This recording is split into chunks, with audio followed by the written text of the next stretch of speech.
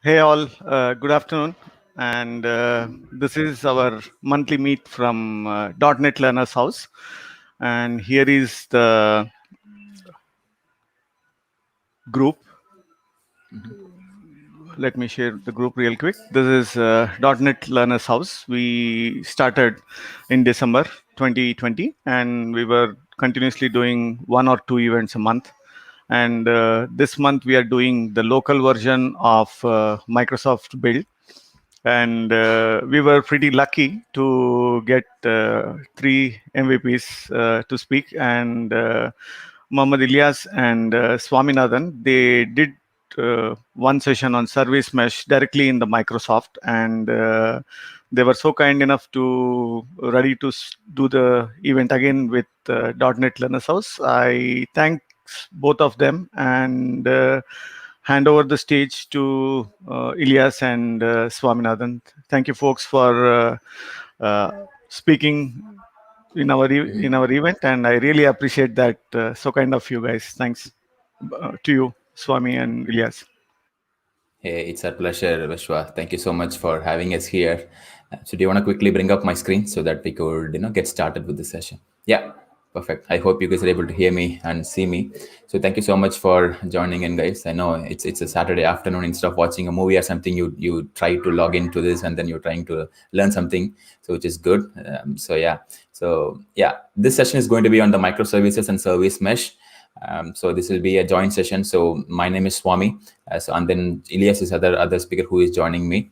All right. So we'll just start with a brief introduction about ourselves, and then we'll talk about the agenda, and then we'll take it forward. All right. Yeah. So this is Swami. So I work as a cloud architect at Maersk. I'm a Microsoft MVP and a developer technologies, and I'm also a meetup organizer in Bangalore. I organize a couple of meetups called B.net and X Hackers. And then I'm also a blogger, a speaker, and an amateur photographer. And those are my social handles if you want to follow me in any of your favorite social media. And right side is the Ilyas profile. So Ilyas works as an Azure IoT architect at ABB. He's also another Microsoft MVP under Azure. And he organizes meetups across Bangalore, Chennai, and different other parts of India on the Microsoft Azure. And yeah, those are his social handles. All right. So with that quick intro, let's get into the agenda of this session. Right. So today we'll be talking about microservices. Right. So first we'll start with the understanding of monolith versus microservice, and then let's talk about the common challenges when you're working with a large scale microservices application. Right. And then we'll jump into how and then we'll jump into what is a service mesh, then why do we really need it, and we'll also understand what are the capabilities of the service mesh. Right, and then we'll be having a lot of demos today. So it's going to be a more of a demo heavy session. I'll be briefing about some of these initially, and then Ilyas will be taking over for the entire demo aspects of it. Yeah. Right. So to my left is the monolithic deployment approach, right? Which we've always been doing, right? Where we will have one application which would comprise of multiple layers. It could be an layer and tier architecture, or different other architectures we would have used. But net it will be a single deployment, right? Which is what is the application. Right. And when you want to scale that single deployment unit, you need to run the same application into multiple VMs or so, and then that's how you will achieve the scale. And then you will put load balancer on top of this VMs to ensure high availability, and etc.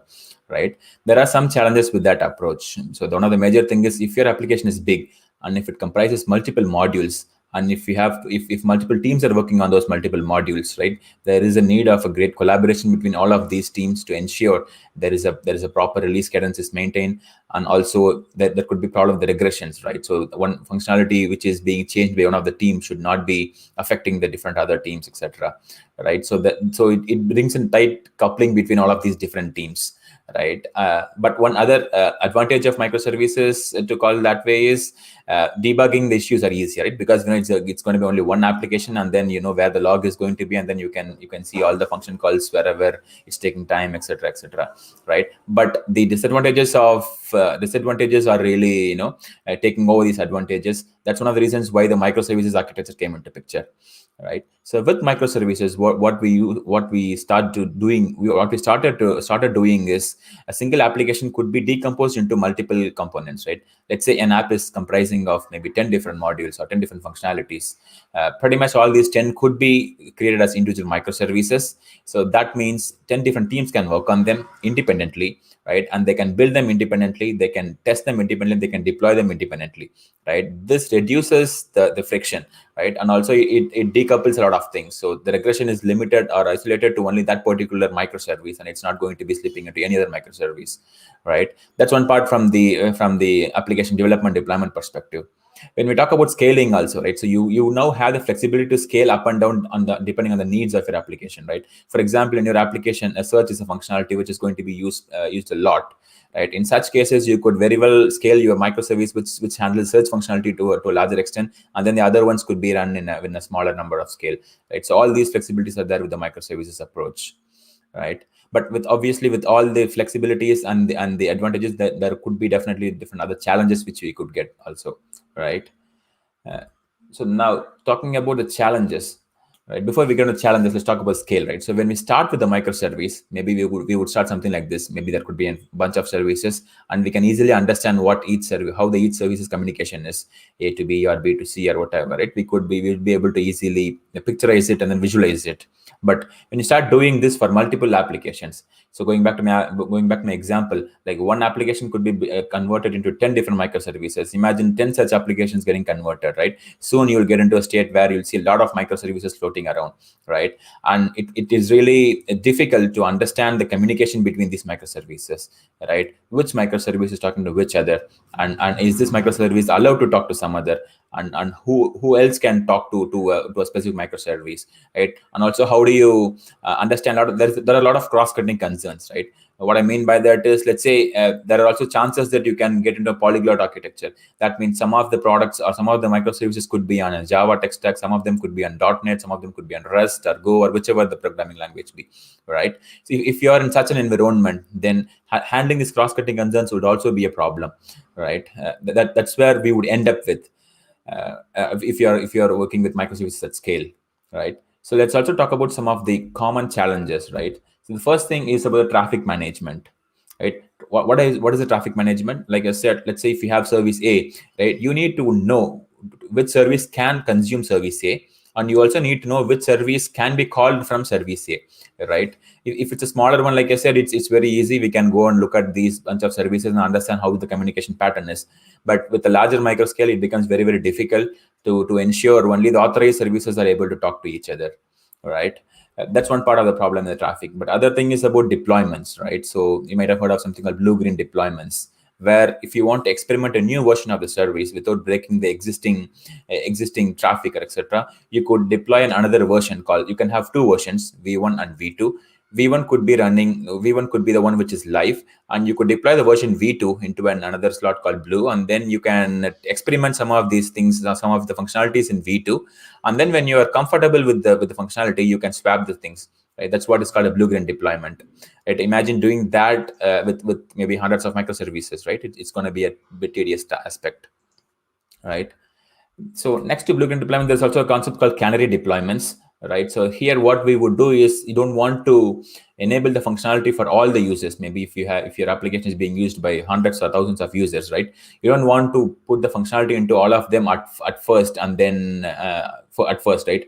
So for you to understand how the feedback is from a limited set of users, you can basically have a smaller amount of traffic coming to your newer version of the application, and then the larger traffic would be going to the main application, right? So basically something like an 80-20 or 90-10 or whichever works, right? So you could do that, and that's what is a canary deployment, right? So, and imagine doing this for one microservice, maybe you could do somehow, but if you're doing again at a scale, it's going to be a challenging aspect for us, right? So these are some of the development and deployment activities, right? But next thing is about monitoring.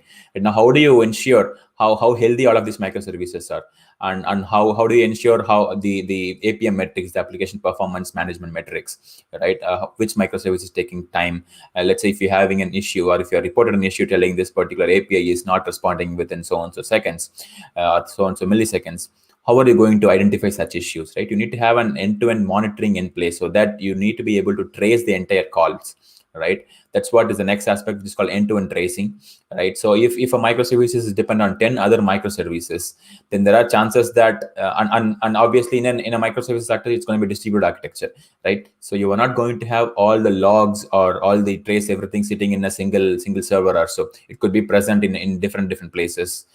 So how are you going to, how would you be able to trace the end-to-end calls in a specific application flow, right? That's going to be a challenge with multiple microservices in place, right? And apart from all these, security is one of the most important stuff, right? How do you ensure all of these microservices are communicating with each other in a secured manner, right? So that's one of the prime aspect we need to be worried about too, right? You can't have an unencrypted data floating around multiple microservices.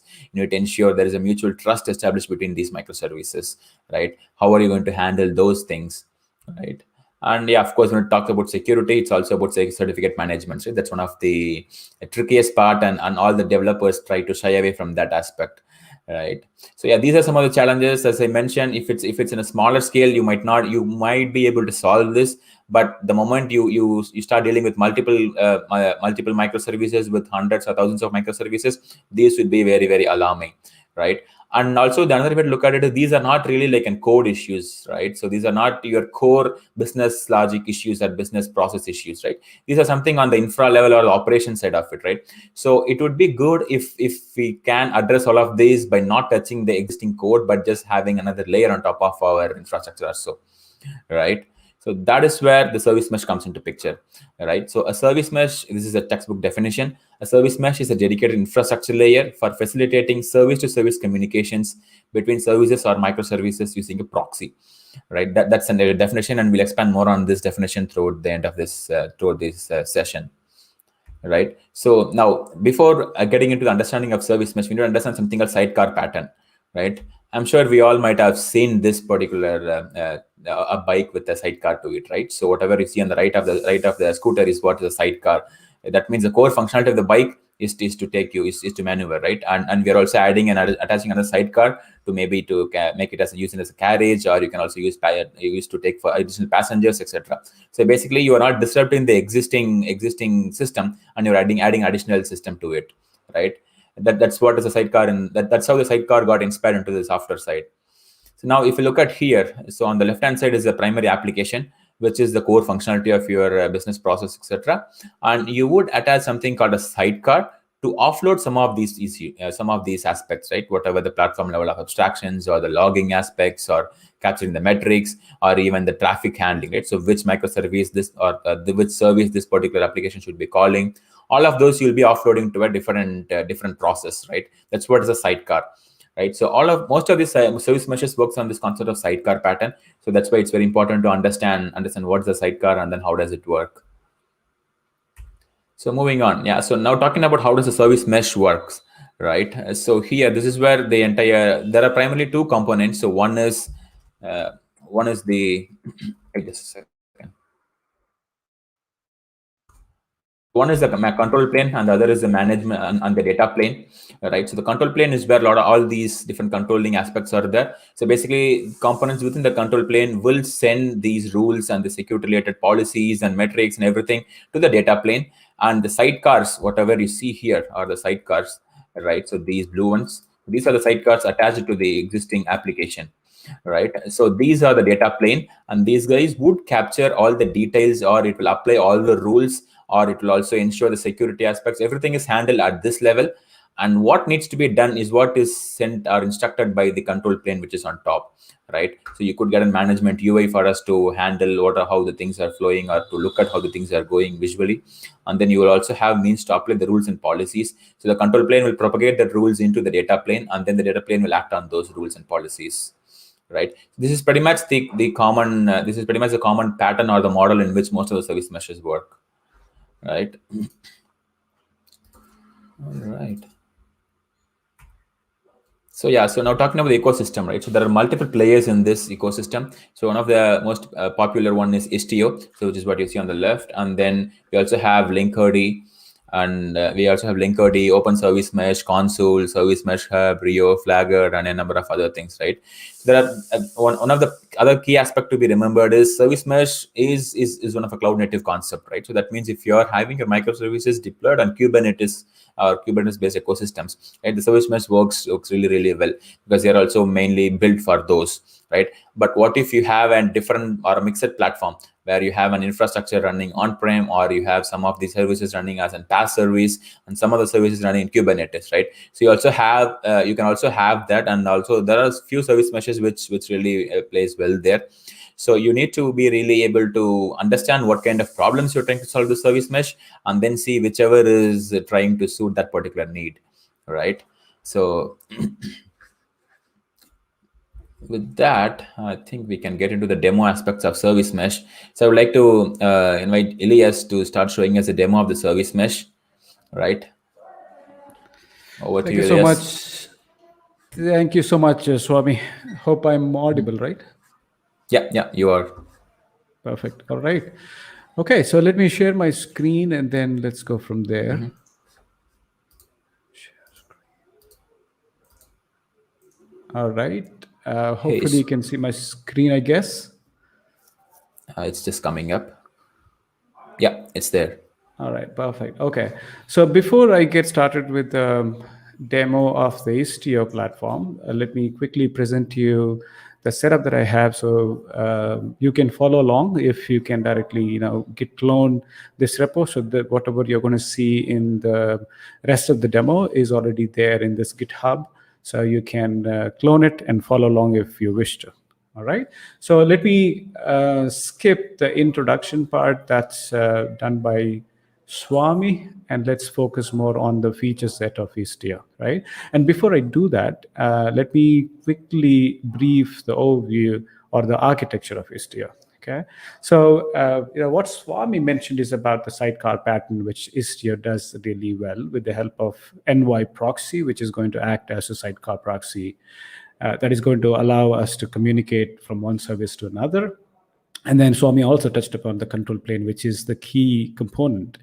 Earlier to the current version, these components which were doing these critical tasks, such as configuration management, certificate management, is now combined as one component or one binary using which we can control the entire cluster that runs our microservices. Okay, and here are the feature set, right? The first and foremost, the key feature set is the traffic management. Especially when we are talking about microservices, you've got a number of services built on different, let's say, programming languages or technology stack. But you need to orchestrate them as one whole service so that you can present your web application to your customers, or be it API or mobile service, whatever it may be. Okay. Now there are several patterns that we could do with the traffic management features of Istio. One is the traffic split. Okay, so here you could see service A calling the service B that is running in multiple parts. Right now, this is the usual pattern. Now with service the sidecar proxy, what we can do is the service A is not directly making a call to service B. Instead, all the calls go via service the sidecar to sidecar proxy, right? So this is the new pattern that we observe with Istio. Now, what we could do, or what this scenario enables us to do, is to do a lot of traffic management related stuff, which is nothing to do with our application, right? So here, just imagine that we have come up with a new service, let's say new version of our service, and we would like to try how this is taken by a customer. So what we could do is we could do a canary version and deploy the new version of the service and split the traffic. So let all 95% of the traffic goes to a old version of our service, and to try the waters, we could send some 5% of the traffic. Right. Here also we could do a lot of round robins and various load balancing methodology. But of course, this is one of the key feature of Istio. Right. And here you could see how we could split the traffic or send the traffic by headers. Right. So here for Android, I'm trying to send all these users to this version of the pod, and then for iPhone, I'm able to send to a different version of my service, right? So we could do A/B testing or staged release of our new versions, and this is always a challenge, right? Even if you have Kubernetes or even a typical infrastructure, it's always a challenge to route traffic, right? Now, Istio handles all these common traffic scenarios at the sidecar level. That means we don't need to change anything in the application. All that we need to do is allow Istio to manage all these traffic management related challenges for us. Okay, so in addition to these various traffic management capabilities, there's also advanced security that comes as a packaged component. So that is managing the MTLS or TLS certification or TLS communication between one service to another service, authentication and authorization using JAR token. So that's another capability that we get with Istio, right? And then observability, right? Now, it is always a challenge to visually see or even get the logs and make sense out of huge amount of logs that is sent by one service or bunch of service, right? And especially for microservice, it is very important to be able to trace an issue end to end, right? Because you may have 3 or 4 services or even 100 services that are making your responses back to the requester. So you may not know where the particular issue is introduced. So you need an end-to-end tracing to manage and identify how a new bug is, where is it coming from, or which particular service is introducing this bug, and so on, right?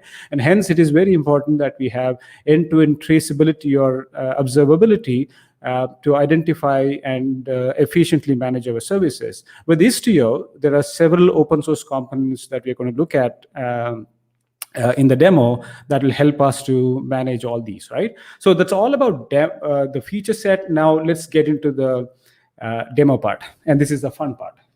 All right. Now to simplify this, because there's going to be a lot of copying and pasting, and to avoid this, what I've done is I've created a Python notebook. When you download this or when you clone it, you will find it. So make sure you have Python Jupyter supported in your environment, and also make sure you have Kubernetes, Docker, without saying, and then other components that would help you run this. Okay. Now, where do we start? So let's start with the cluster setup.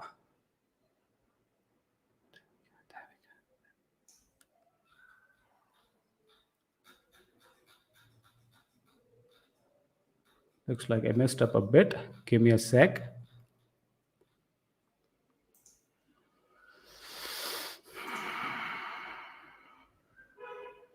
Give me a moment.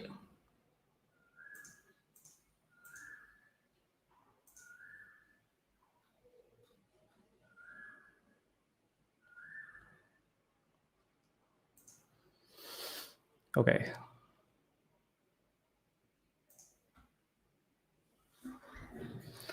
There we go.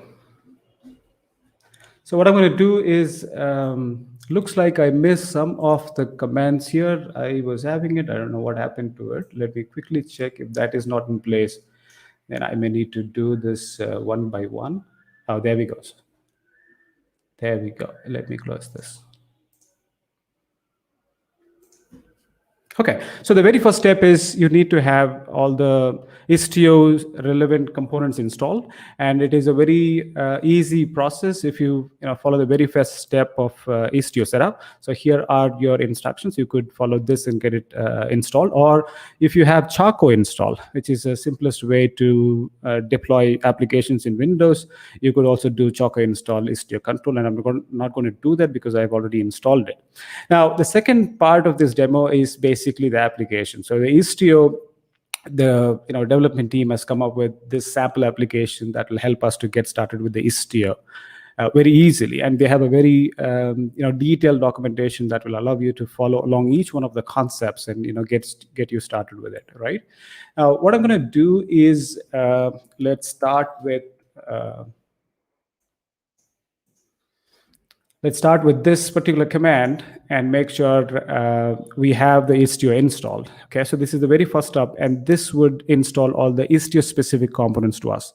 And before I do that, I would like to quickly show you that my cluster setup, right? So here is my Docker for Windows Kubernetes cluster. And here I have a default namespace and there's nothing inside it.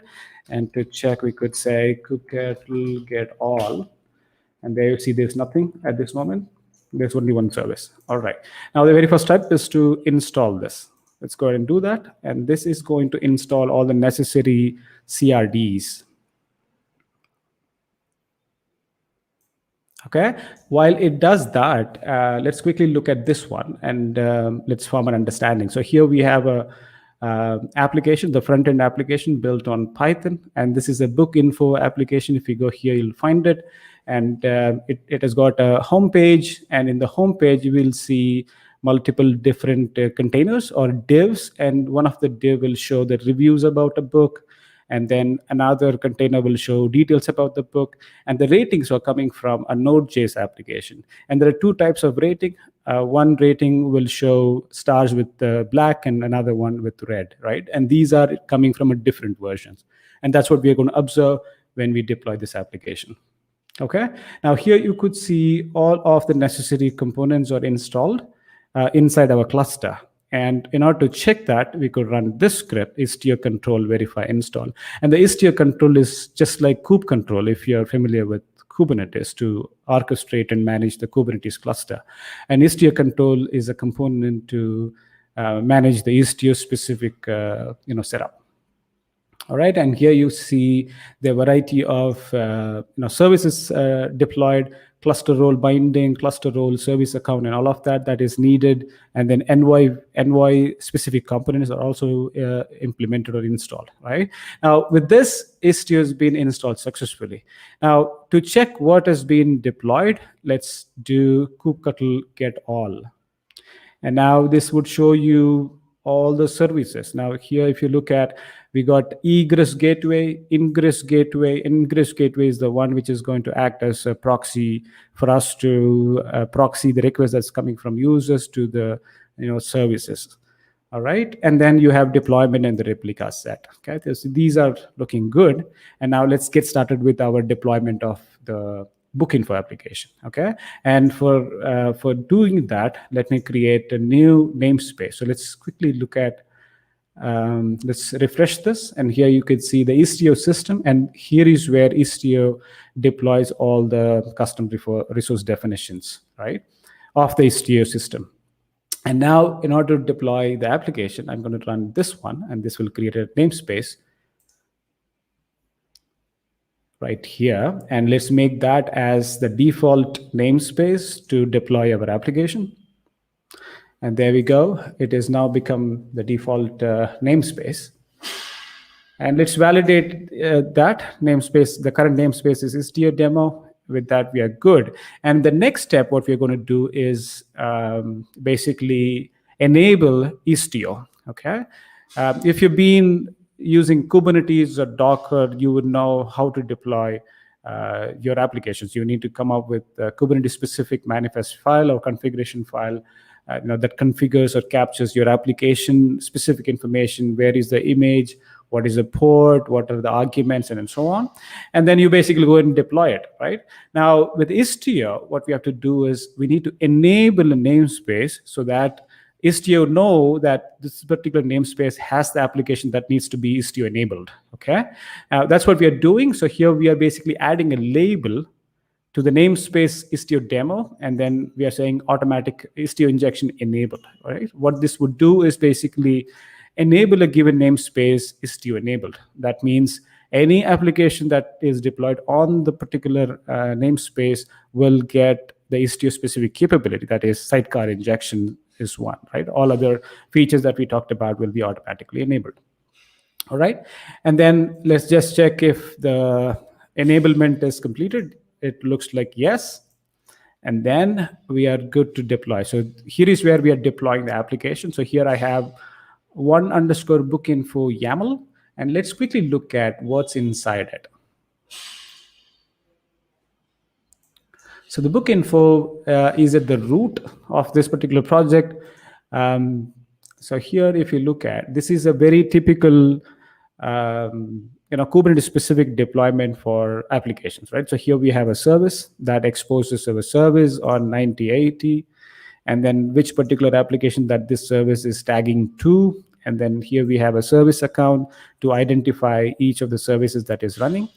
And then the deployment file, right? This is no different from any application that is Dockerized and run on Kubernetes. You basically need to come up with such file or configuration file to deploy your application. So here you could see the version of this particular deployment or particular application, and then the image of this application, and then what is the image pull policy, and then run as user, and then container port. So these are typical configuration files. So we need not spend too much time here, but this is a lengthy file because it captures the various services that makes up this application. It contains about 4 or 5 microservices to offer this service. Okay, so we have ratings, different versions of ratings, version 1, 2, 3.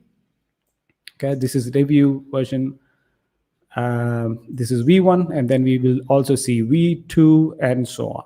Okay, so git clone it and then check how this looks yourself. Okay, now what we're going to do is close this and then go back to our application, and let's go and deploy. So while I deploy, I'm saying kube control apply and then name of the file and give the namespace, and this will go ahead and deploy my application in the given namespace. Okay, now everything is created, and let's see if the containers are up or if the pods are up. Okay, so it is going to take a while, and one thing that I would like to highlight is here. I'm not sure if you could see it, so let me make use of this one and look at this one. Okay, and specifically this particular area, we said only replicas at 1, but here we could see 2. And let me go back here. The replicas are set as 1 everywhere. It's set as 1 everywhere, but then we see 2 here. That's basically the Istio enabled is true. That means Istio is deploying Sidecar proxy for us. So that is one container, and then the application container that makes it 2. Okay, now this is going to take a while. Let's see if that is up. Okay, since I had the images already cached, it is very quick. If you're doing this for the very first time, it might take some time. Okay, now everything is ready, 2 out of 2, and the deployments are in place. And here you could see multiple different deployments. We have product page, ratings, multiple versions of it. Rating is 1, reviews multiple version, and details version 1. Okay, now application is good. Now let's move on and get started with accessing this application. Now that we have deployed the application, we should be able to access the app in the browser. So let me open a browser and try to access this application. Okay, now since the services are there, I should be able to access the product page directly, but it doesn't work simply because we haven't deployed our proxy, that is Ingress proxy, right? Again, if you have used Kubernetes, you may recall that you need to create a load balancer or the Ingress so that you can expose your application, right? Now, Istio comes with its own Ingress proxy using Envoy. All right. Now, so what we have to do is to deploy the gateway, Ingress Gateway, in front of the cluster, so that we can expose our services to the external world. Right. Now, let's quickly look at what is inside the booking info gateway. So here is the custom CRD for, here you could see networking Istio IO v alpha 3. V1 alpha 3, and here you could see the kind as gateway, right? And this denotes this is Ingress Gateway, and that the type is Ingress Gateway given here, and it takes 80, and it supports any wildcard. Okay? So anything that comes in 80 will then be forwarded or taken and then routed to our service. Now, I'd like to introduce virtual service. Virtual service is the component of Istio that allows us to manage the traffic, right? So whatever features that we saw in the traffic management capability of Istio, such as traffic splitting or various different configuration-based routing. All these are supported or done by virtual service, right? So here, what it does is we have defined a virtual service that connects to the book info gateway that we have defined here, and then it has a powerful HTTP match or various different match policies are available that we could use. And here it is basically taking all types of exact page, right? So it could be a prefix, it could be exact, and then so on. So anything that matches, we are saying always take to the product page service. That's all we are saying, right? Now, if we do this, we should then expose the application to the external world. Let's run that. Now this has been created, and now we should be able to access. And before we do that, we could quickly check if everything is good. So Istio analyze command would help us to validate, if from the gateway, all the services are connectable. Are we able to connect one service to another? So this would do all the configuration check and validate and tell you if there's any issues, right? And then the next one is, how do we get the endpoint to connect to, right? Now, if you run Nginx or App Gateway in Azure, you would find the external IP being your public IP. But since we are running this locally, you're going to access this via localhost and port 80, right? That is exposed via the Ingress Gateway. Now, let's try to access the localhost and the product page to access the application.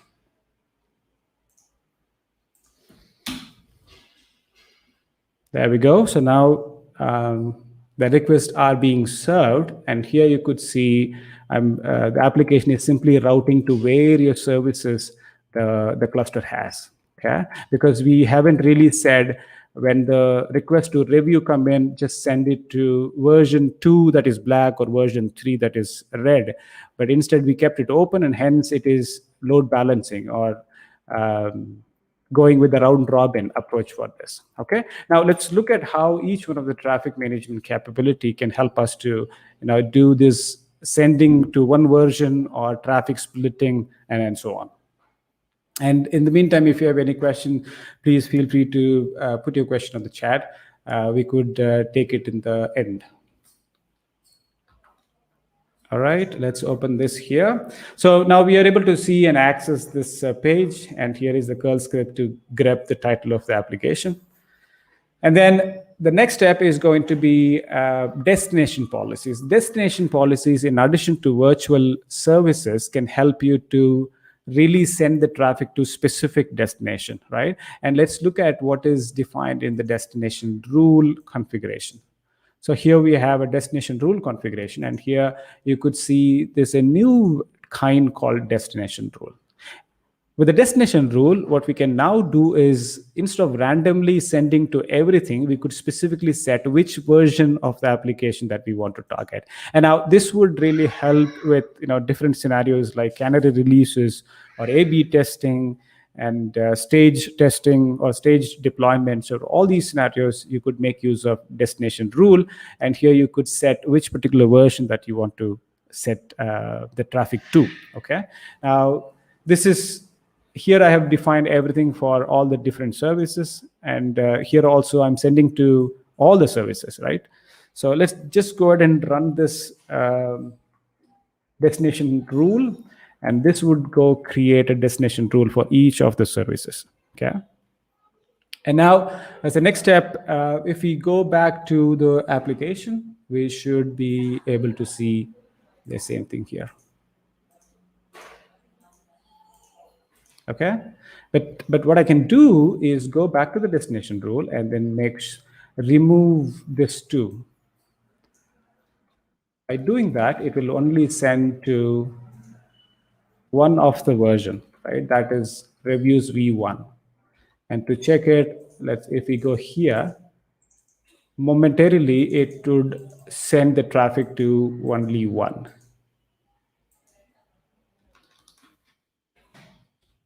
Right? So now we see only review one. All right, so let's keep this aside, and whatever changes that I will make here will be committed back to the GitHub repository. All right, so that's destination rule. Now let's look at how we can create virtual services for all the services. Right now, we have one virtual service that is defined here. We got only one virtual service. Where do we go?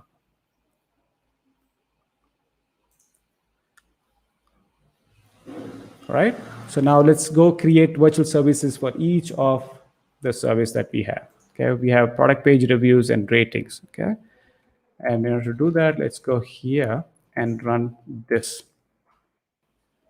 Now, with this two combination, we have virtual services for each one of them, and now also we have destination rules for each of the services. Okay, now here, as a very first scenario, I like to show how we could do traffic splitting based on some headers. Okay. Now, in order to do this, I would like to open this virtual service review test that is right here.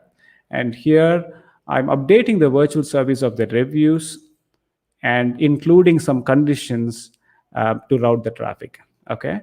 And one of the key feature that comes to the condition-based routing is header-based HTTP header-based condition filtering. So here what I'm saying is for all the HTTP requests that's coming in, match the header HTTP headers and see if there is a term called JSON. If there is any term such that matches, then that particular request will be routed to V2 of reviews, that is black. And all of the services that are not matching should be sent to V3. Okay. Now here you could imagine your scenarios like mobile, iPhone, and Android, or for web applications, send all of them to this particular version, and for mobile users, this version, right? So you could do all of that using this particular rule. Okay. And to apply this, let's go back and then apply this particular rule. And now let's go back to our application.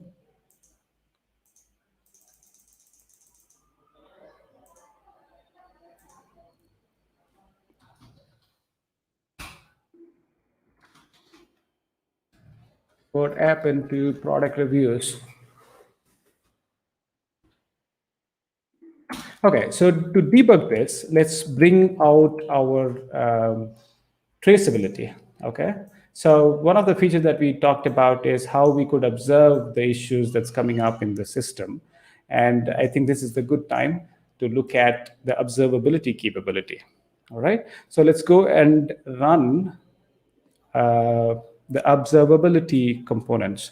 So for observability, Istio offers several open source components, including Jaeger and Kiali. These are well-known open source systems to do end-to-end tracing. So let's go and get that component installed so that we could go back and check what's wrong with the service call. All right, so now all these services are deployed. Okay, now let's go ahead and call the dashboards. So for that, let's go and say Istio control dashboard. And here you could see the available dashboards that are installed as part of the CRDs that we just did. All right. Now here, what we could do is Istio CTL and say dashboard Kiali. So Kiali is now open, and here you could see there is a configuration issue in one of the service. Let's quickly look at what is that. So there is no version for what is this particular service? I think this is the product page. Oh, sorry, this is the details page. So that's a problem. So we could go and fix it. And let's look at the other one. So this is the rating service, and this is the reason why the other services are failing. So let's go ahead and fix that. All right. And now it should be healthy. And here there is also a problem that there is no route definition for these, and that's why it is failing. So there's no V2. Okay, let's go and reload this and see if that fixes now. So let's go back and make sure that we reset the application once to get everything right. Okay, let's go back and set this, not that.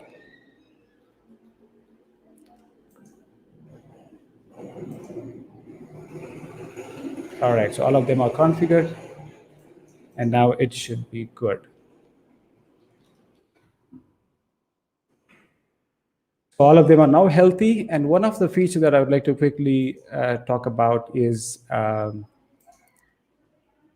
graph capability, where we could visually see how our system is performing.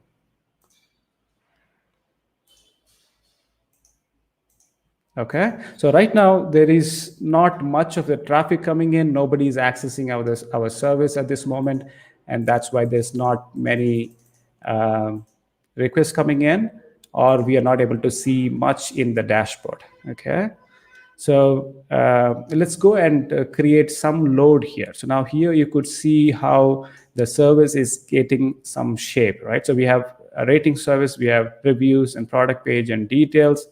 And let's go and generate some load so we could see requests are coming in.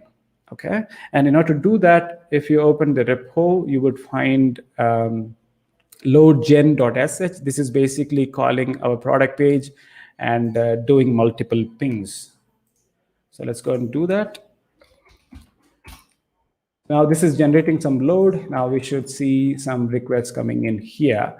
And this Kiali is a powerful component that will help us to see the various features such as cluster boxes. If the application is in multiple different clusters, this would help us to visually see where each of the services in a different cluster boxes or namespaces. If your application is split into multiple namespaces, here you could see, for example, the Ingress Gateway is deployed in the Istio system namespace, which is sending the requests to the namespace that we have that is called Istio demo. So you would be able to visually see how things are working, right?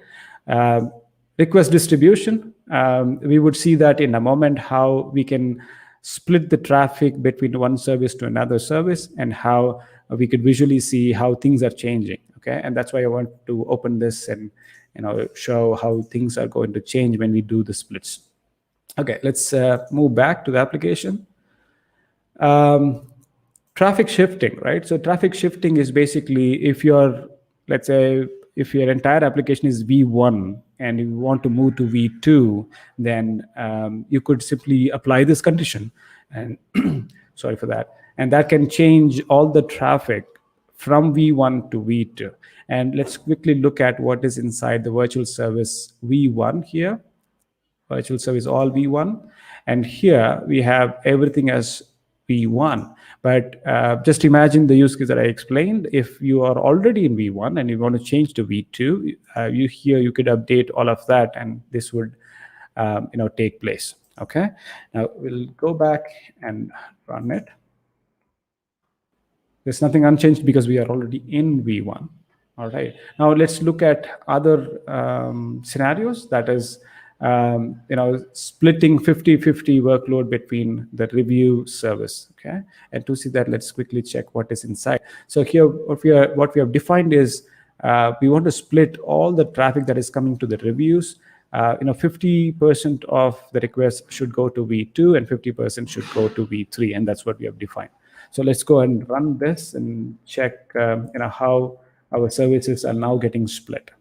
Okay, now this is configured, and let's go back and check how we could see in Kiali.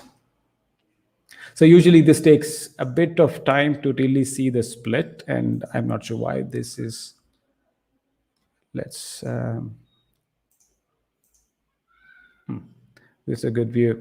So here we have the details page. Right from the product page, it goes to details, and one of the call comes to reviews. Okay. Now if you come to reviews, and here we have the reviews are calling the ratings. Now in some time it should split to 50 percentage based on the configuration that we had. So the configuration was reviews V2 and V3. So let's go back here, and this is the review service, and here in some time it should update. But considering the time, we cannot wait until that happens. So let's go back and look at the other scenarios as well. Okay, so if you want to run this locally, and if you can be patient for some time, it will slowly reduce the traffic that is sent to the version 2 or version 1 of the review service, and slowly move that to multiple the other versions that you have defined. And one such example could be this one, right? So here we have a split of 50% goes to detail and 50% goes to reviews, right? So this way you could visually see how the split happens between one version to another, or different products altogether. Okay, so the next two set of things is very similar. The same thing, whenever the reviews are requested, 80% goes to V1 and V2, and 90-10 split, right? So probably let's apply the 90-10 split and see how things move here before we wind up the session. So that is right here. Let's apply that and go back to our application, Kiali. So until that change affects, so what's happening here basically is Kiali looks at the configuration change, and then based on the configuration change, it then updates the UI and then reflect what we have set here. Okay, this is a good view. So now we have reviews, and let's see if the 90-10 gets applied.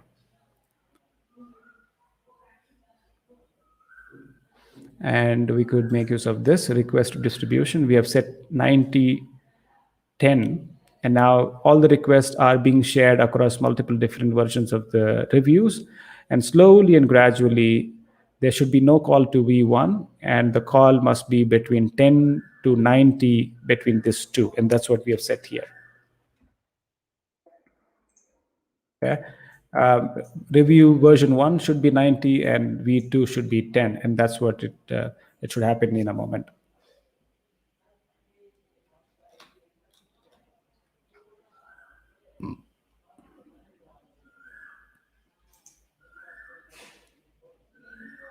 There we go. It is now taking shape. So here you could see that slowly it is getting reduced, and this one is picking up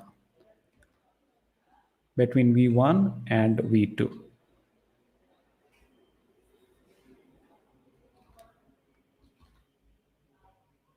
V2 must be 10, so slowly it will reduce, because there might be some ongoing transactions with V2.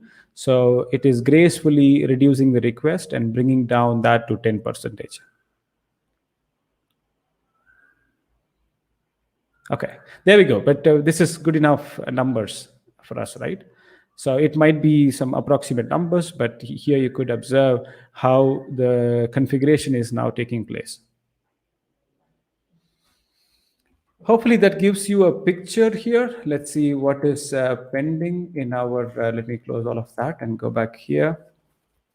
And the 100% routing, okay, maybe let's apply this also. That is routing everything to V3 of reviews. And if you go back to the V3, here we are saying, earlier we were 90-10. Now with this configuration, we are saying 100% goes to V3. So let's apply that and conclude our demo today. Applied, and it is going to take a while. It is not very quick with this. So let's wait for some time, and let's go to the simple book app. Now the V3 is red, and it is not going to change. It is always V3, because the configuration is defined in such a way that any request that comes to the reviews should also always be the orange one, that is review 3, and hence we don't see the other ones without, or empty, or the black ones. And hopefully in Kiali, all the traffic from V1, V2 should be drained in a moment, and everything should come, 100% should come to V3, and that's what we are looking forward for here. Okay, so until that happens, let's quickly look at a few other dashboards with respect to the end-to-end tracing. Okay, it is getting shape, as you see. V1 is gone out of business. V2 will also be out of business in about some time. And let's quickly go and run a few more dashboards. So far, we are looking at Kiali here, but here you could also see Grafana. Envoy has its own dashboard to look at how the reverse proxy is working, its health condition, and so on. Prometheus, well-established end-to-end tracing component. Maybe we can do that. Let's do Istio CTL dashboard. Yes.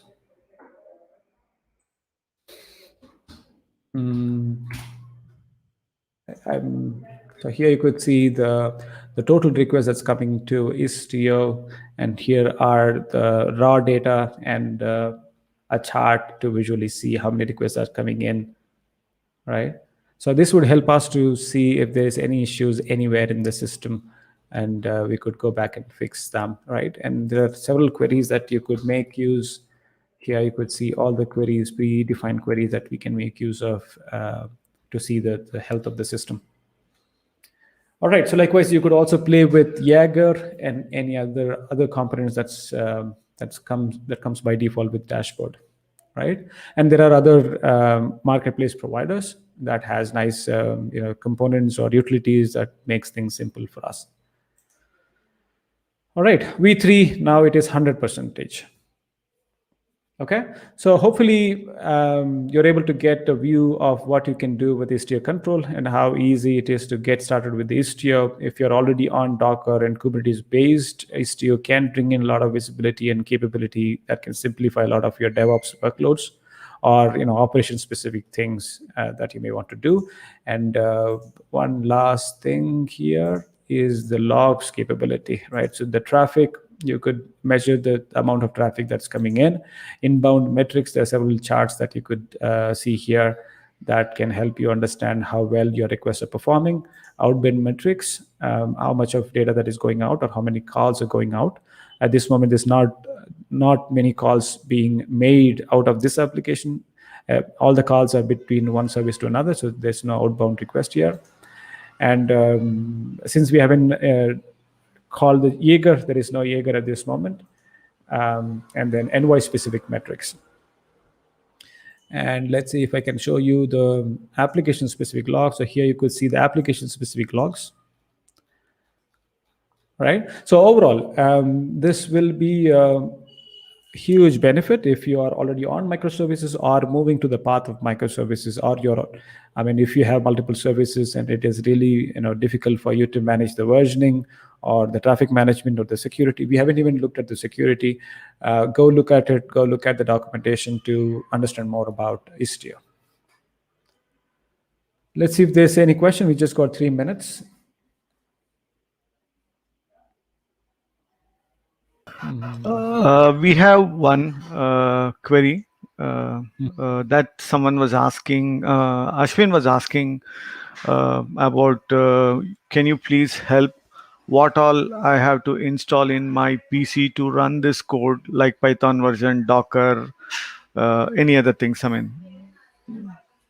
Yeah, so like I said in the beginning, the basic ones are Docker, Kubernetes, and the good documentation for you to follow along and get that done. And Istio control is also very simple to install. It's just one binary. It is available for both Windows as well as Linux, of course. And go look at the VS Code components for Docker and Kubernetes. Overall, the Istio team has done a fantastic job of documenting and simplifying the learning path. So it's going to be very easy for you if you have a basic understanding of what we are talking about here. So this link was given by Swaminathan. So I just posted it. I think they can go to your GitHub repository and they can pull that, isn't it? All the prerequisites. Exactly. Yeah, exactly. I just posted. So it is just VS Code, and the repo will contain Python notebooks. That is just to simplify my execution. Otherwise, I have to copy paste a lot of commands, and instead I created this Python notebook and all these, whatever you saw that comes with the magic command here, and then you could run any controller. I'm running kube control, Istio control, but basically with this magic command, you could do anything within the Python notebooks, right? So this way it would be very fast. You don't need to do anything. Just go run after you have the Docker and Kubernetes installed. Wow, sounds really good. Anything to add from your side, Swami? On this No, call? I think we are good. I hope We're we were able to make some sense. I know it's a difficult time just after lunch, so I hope it is Yeah. able No, to follow what we were telling. Yeah. this was pretty interesting topic, Yes, it is. yeah, seriously interesting topics like the egress and the distribution of load. It's all uh, Great. much needed in realistic projects. No? Of course, yes. Definitely, without that we can't live. And the investigation skills and monitoring, all these things which you guys taught is much needed skill. Without that, I don't know how can we survive. But Yeah. these are needed skill set in our arsenal. We need it. So I really appreciate both of you for joining us this afternoon and sharing your knowledge. And thank Much you so much. appreciated. Thanks, everybody. Thank you so much. Thanks, guys. Yeah. Thanks, guys. Bye. I will welcome the next speaker, Jagriti. Hi. Hey, Jagriti. You Yeah. So can, am I audible? yes, ma'am, you're clearly. Hey, good afternoon. Okay. You can share your screen. I will flash that and you can get going on this. Okay. Okay, Swami, do you want to remove me from the stream?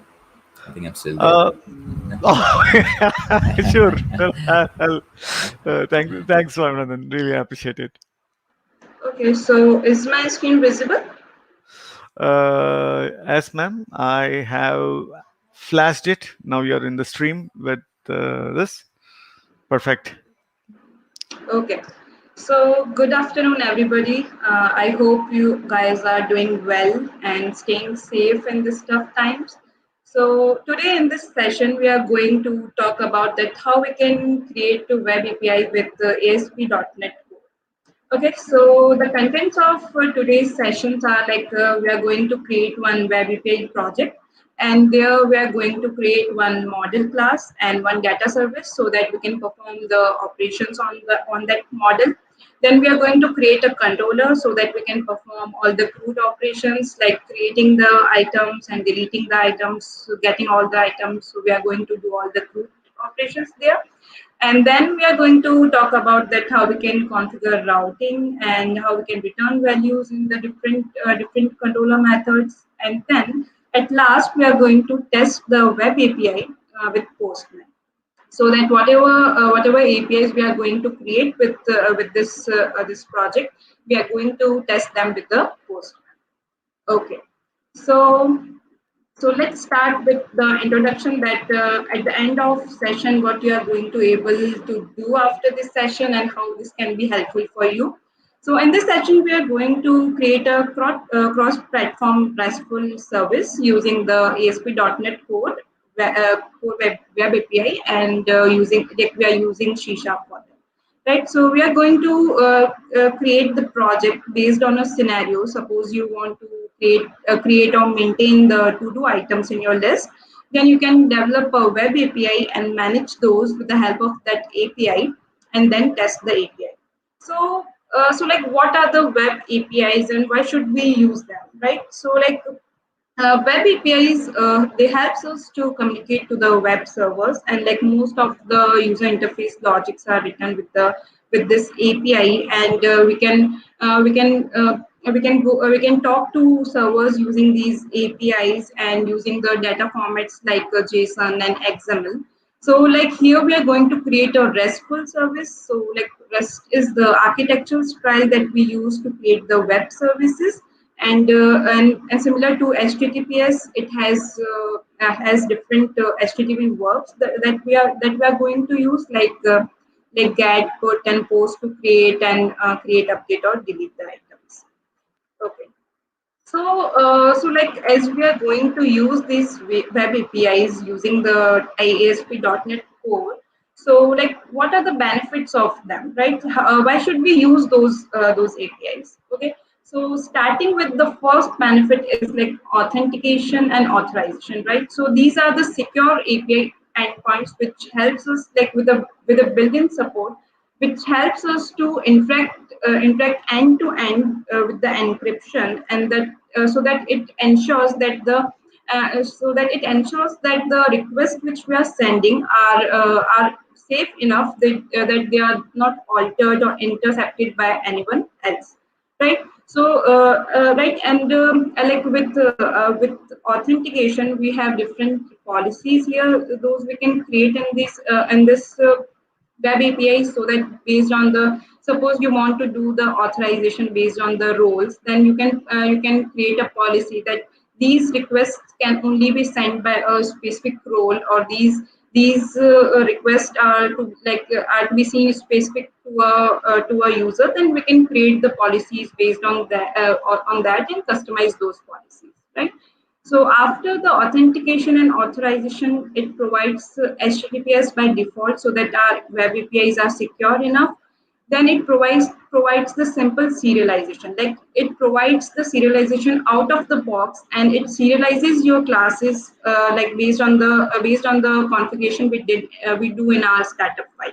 So like based on our requirements, either we can serialize the data in the JSON format, or if you want in a XML format, that also we can do. So it provides those serialization as the out of box capability, so that we can easily use that, right? Routing alongside your code. So like here we use the controllers, right? So with the help of those controllers, we can easily route our request. So based on the different controllers, you can route those requests to the different controllers, and call the different methods based on the request you want.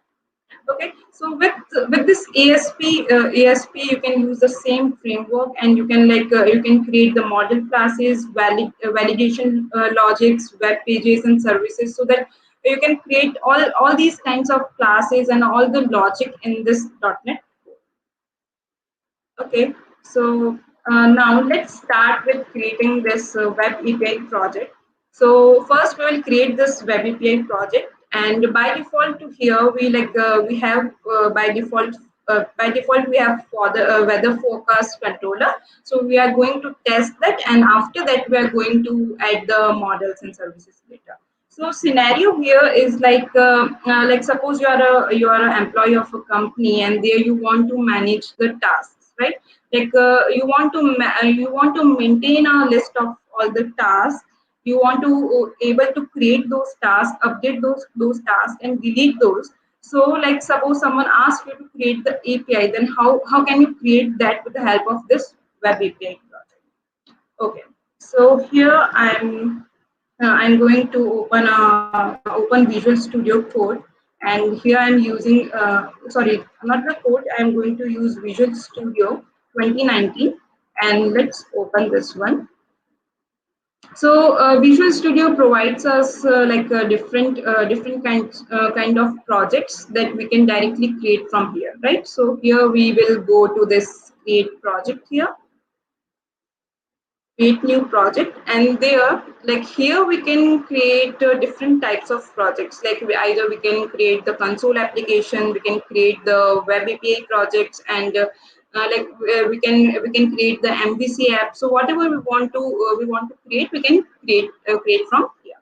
Okay, so right now we want to create the ASP.NET Core Web API.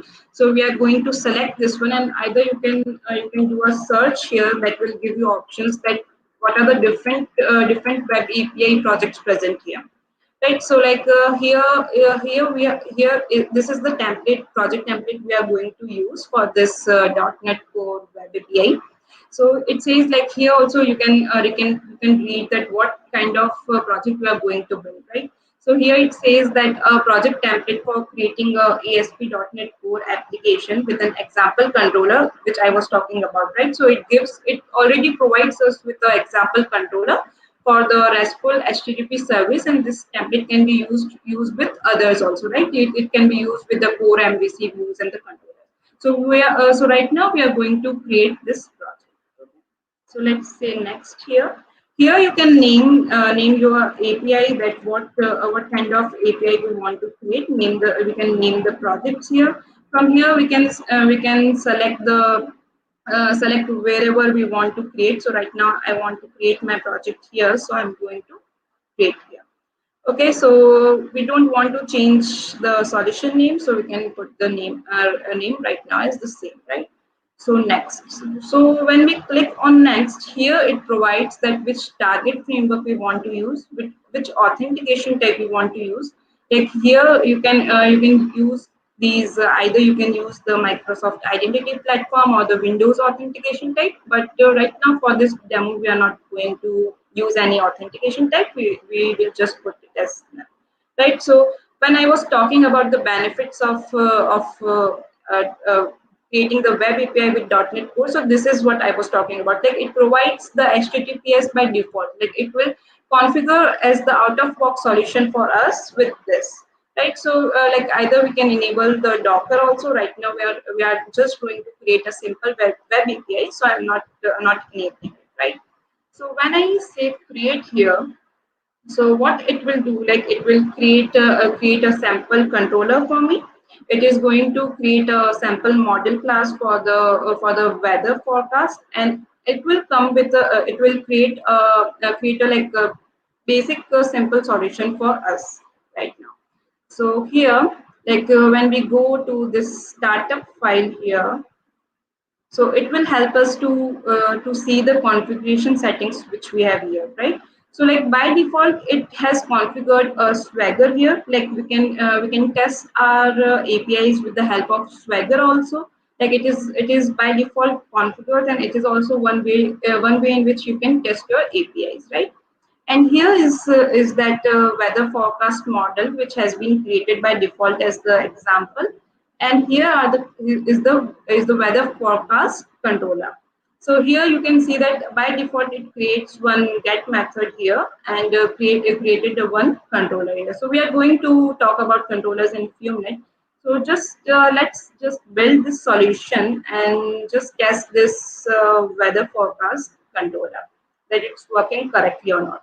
So after this, what we are going to do is like we are going to create the models and services for our to-do item here, and then we are going to add some data and test with it, right? So here by default it is going to that Swagger page that has been configured in the starter file, right? So it's loading up.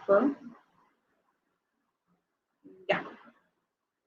So while it's loading, let me show you this here.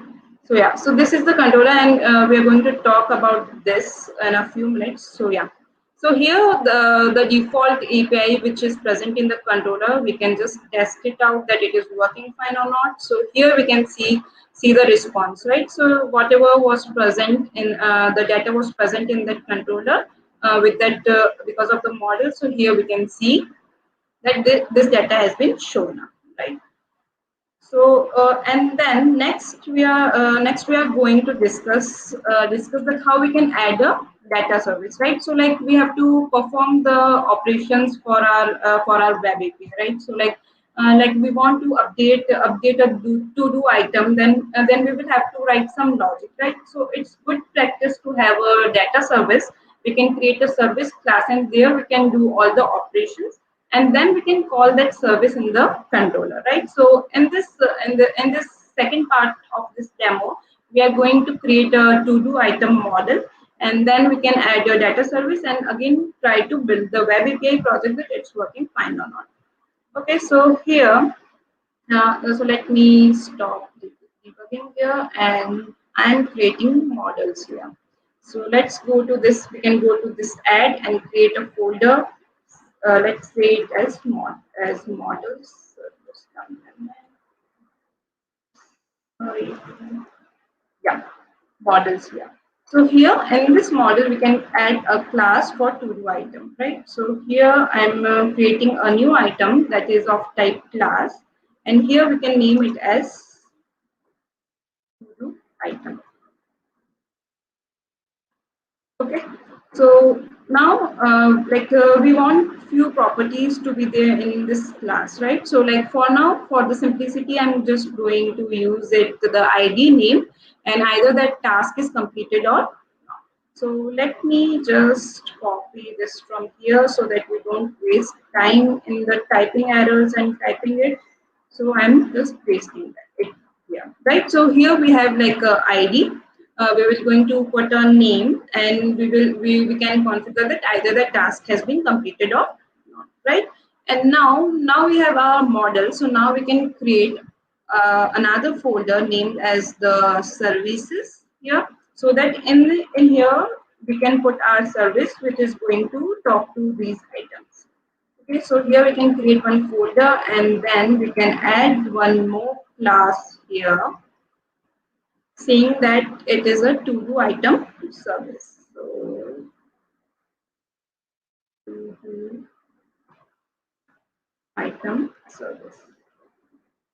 Okay, so let me add this, and I'm just going to add all the functions here, like whatever we want to create like get methods and the update methods. I'm going to just paste them right now, and we can discuss them furthermore.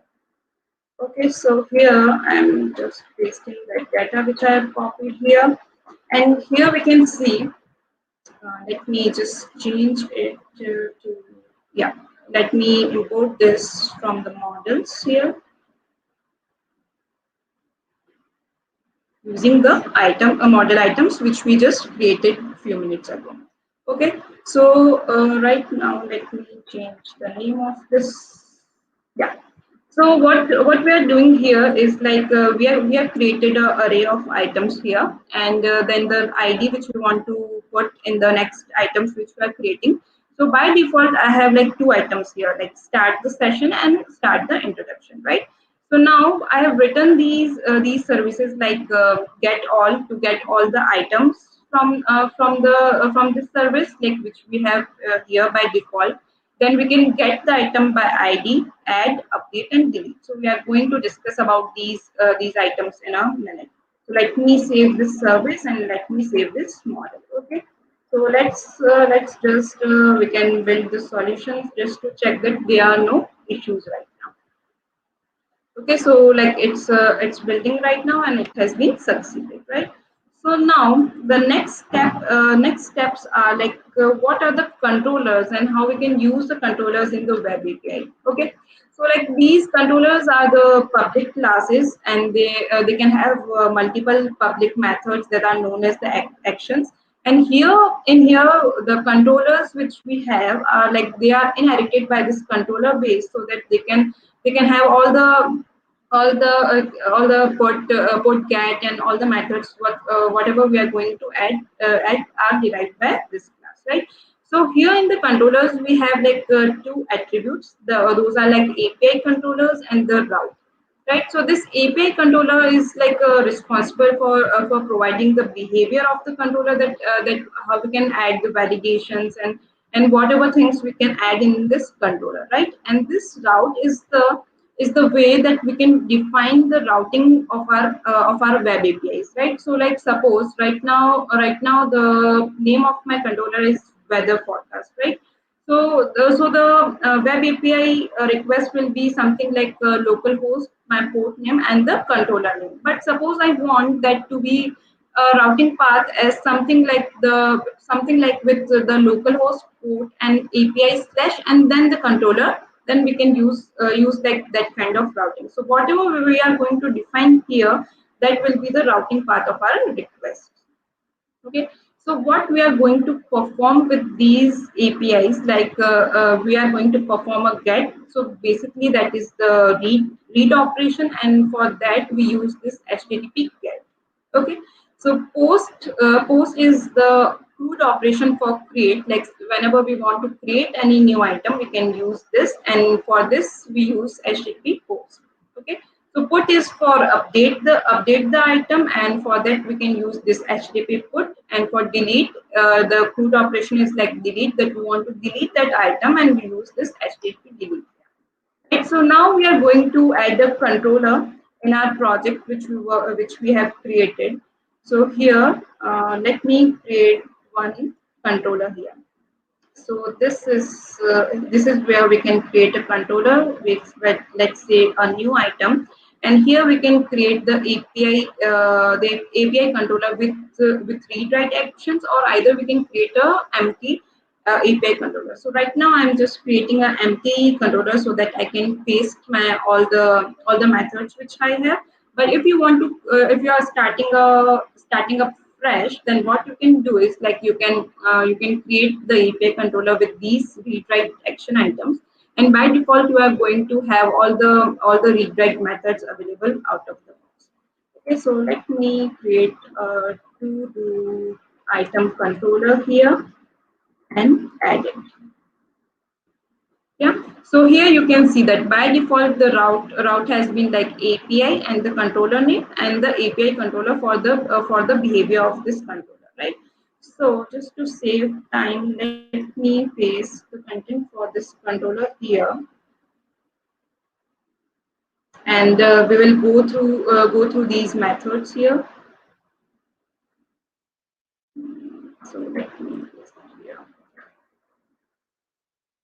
Okay, so so here again we can have this model from the items here, and here like right now I have renamed the service to this service. So let me use this, and here I'm just going to replace these items with the service I have, right? So like just let me do that.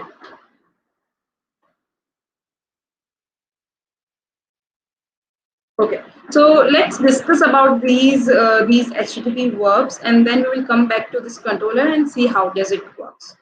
So, like with get, we use to fetch the existing items, right? So either we can get all the items, or either we can fetch by the ID, right? So like if it is a success, then it is going to provide us the a success status code that is 200, and that will be fetched by the service, right? And if suppose we are trying to fetch a item by a specific ID, but that ID does not exist, then what will happen, like it will throw a not found error, like that will be the status with the status code 404, right? So like if someone tries to fetch an item that is not with the matching ID, then it should throw exception here, saying that it does not exist.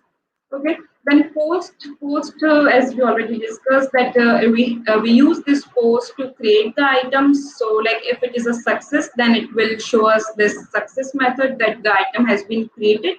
Otherwise, if there is some problem, like if we send an incorrect model, then it will show us this error code saying that it is a bad request, right? So put is like we use this HTTP put to modify or update the existing item. So suppose it has been successful, then it will show us 204 status code saying that the no content has been given as the response, but the item will be updated. Okay, suppose if we are trying to edit the item which does not exist in our memory or in the database, then it will throw this 404. And suppose like when we are trying to update the item which does which with the incorrect model or with the properties that does not exist in that model, then it will show us the bad request. Okay, so and with the delete, like it's same as like if we give a specific ID for deleting the item, then we can use then if it has been deleted, it will show us 204. Otherwise, it is going to, like, suppose if we want to try to delete an item which does not exist, then it will show 404. Right. So in our controller, what we have is what we have right now, like we are going to get all the items which we have created. Then we are going to get a specific ID, and then we are going to create a new item, update the item, and delete the item. Okay, so sorry. So let's go to the demo here, and let me run this solution. Yeah. So right now here, like we have this HTTP get here. So we are getting all the items which are created in this service. So like right now we have these two items, so we are going to get these two items, and then we can get by specific ID. So suppose if I just want to fetch one item here, then I can use this get by ID. Then here is the HTTP post. That is like we want to create a new item, so we will have to send item in the request body, and then we are going to get that item, right? So HTTP put, that is like when we want to update the item. So like if this ID is not equal to the item ID, then we can send a BAT request here, that will be like 400 with status code 400. Then if that item does not exist, then we can say not found, that is 404. And if it is succeeded, then we can say no content, that is 204, that the item has been updated. Okay, and the delete is like when we are going to try to delete it with the ID, and if we don't find that, then we can say not found. Otherwise, like if it has been deleted, then we can say no content, right? So I'm going to build this solution, and then we are going to test it with the Postman. So let me first show you that how we can run these APIs with the help of Swagger here, and then we'll also check that how we can do this with the Postman, right? So while it is coming up, let me get this port. Like we can also specify that on which port we want to launch our solution. So we can do this by going to the properties here and the launch settings. So here we can provide the port whichever we want to provide, and do that settings here. So here, if we see Swagger here, it says that we have these items present, right? So get all item, get by ID. Post is like creating the new item. Put is like updating that item and deleting that item. So let's check this with the Postman. So what I have done is like I have created one collection here. Then I have created the different requests here, right? So let me change the port here, and this URL, like this route, is basically defined in our constructor. If here we go to this constructor and we see this is the API/controller name, right? So that is what we are going to provide in the URL of the request which we are sending, so that we can get the items from this route, right?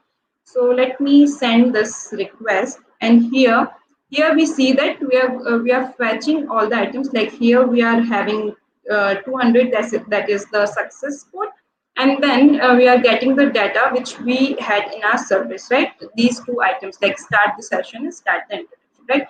So suppose I just want to fetch this specific item with ID1. So what I can do is I can go to this URL here, saying that I want this specific ID. So here in the controller, we can put this ID as in the routing. Like after this is the controller level routing, and then for the specific methods, like if we want to have a specific route, then we can provide this as the route, right? So I want to fetch the item with ID1. So if I send this request here, so it will just send me that specific item here, right? So here we have this the success code, that is 200, right? So now we want to create a new item, right? So now we want to create a new item, saying that we have started the demo, and we want to create one task with this name and with the new ID, right? So here is that post, and if we see our controller here, so this is what we are doing, right? So with this script, we are sending this item which we have in the request body, and it is going to add going to this service method here.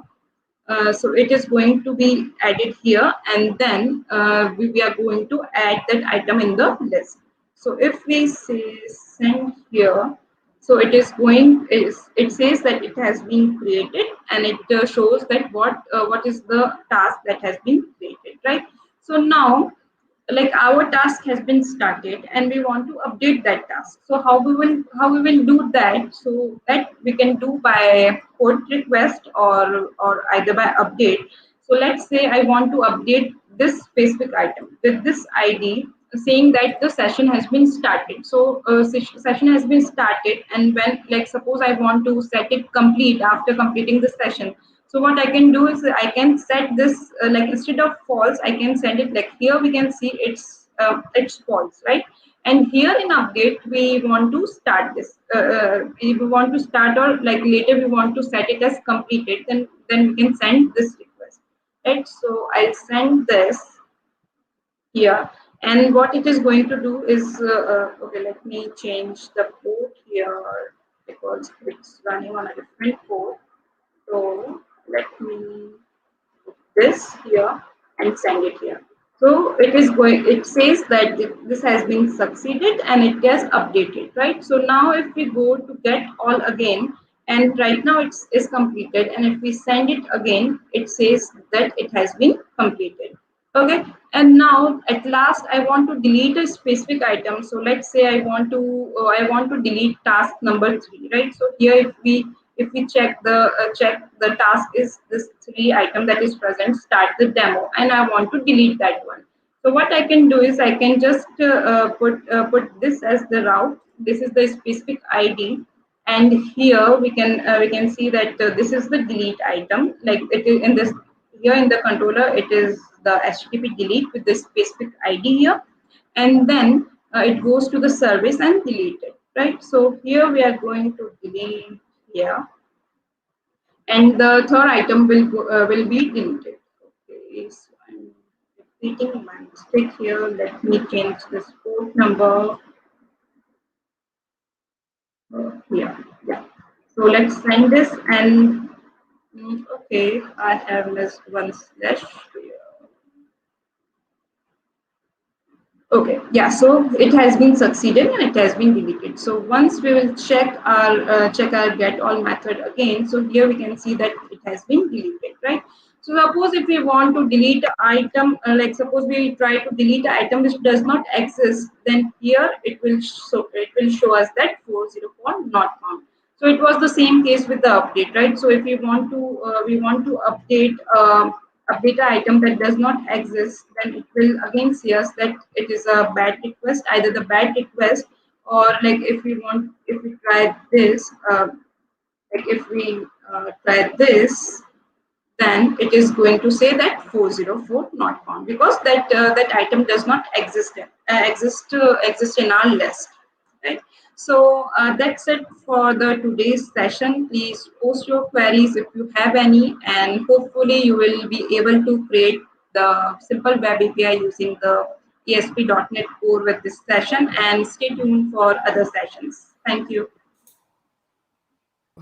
Thanks, Jagriti. That was really wonderful. I think we have one query. He's our regular guy who posts the query, is Prem the Explorer. How does ABI handle concurrent requests? So that's a pretty generic thing. And Magnus, you can also pitch in on this topic, and we all can share. So what I understand is, in good olden days when we used to deploy an API in IaaS, there we used to have the queue length that IaaS can accept 1,000 requests per length, and that was initial days. And then what happened is we started working with the async and await. So what happened is, then the request used to come and we used to work on an async await, put it on the other thread so that the main thread will be freed so that it can accept more requests. So I think this is what you needed, Prem. And if something else you're looking at, you can please repost the query. Magnus, anything to add from your side, Magnus, on this thing? No, that sounded about right, actually. Because yeah, because I remember in 2006, 7, and 8, we used to get into the data center virtual machines and tweak the request lengths and all those things we used to do. So it was looking like it's a generic question. How does API handle concurrent request? I mean, it's this one. You do it from the server, and then Yeah. at the controller level where you spin up this async await so that you accept more. And let's assume you're hitting the data store, SQL Server, or anything.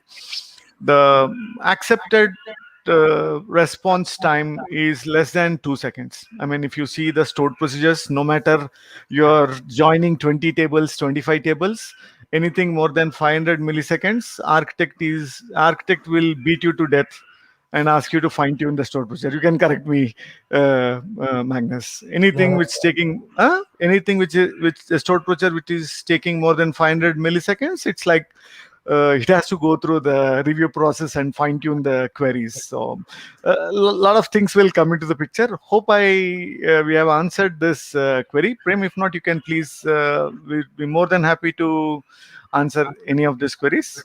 If we are not able to answer, we'll go back to school, learn something, and definitely we'll revert back. Okay. Jagriti, that was really wonderful. Anything to add on top of this, Jagriti? I'm really sorry. No, like I think you covered pretty much it. Okay. And yeah, thank you, and Okay. all the best to Magnus. Thank you very much. Bye. Thanks, Bye. man. Bye.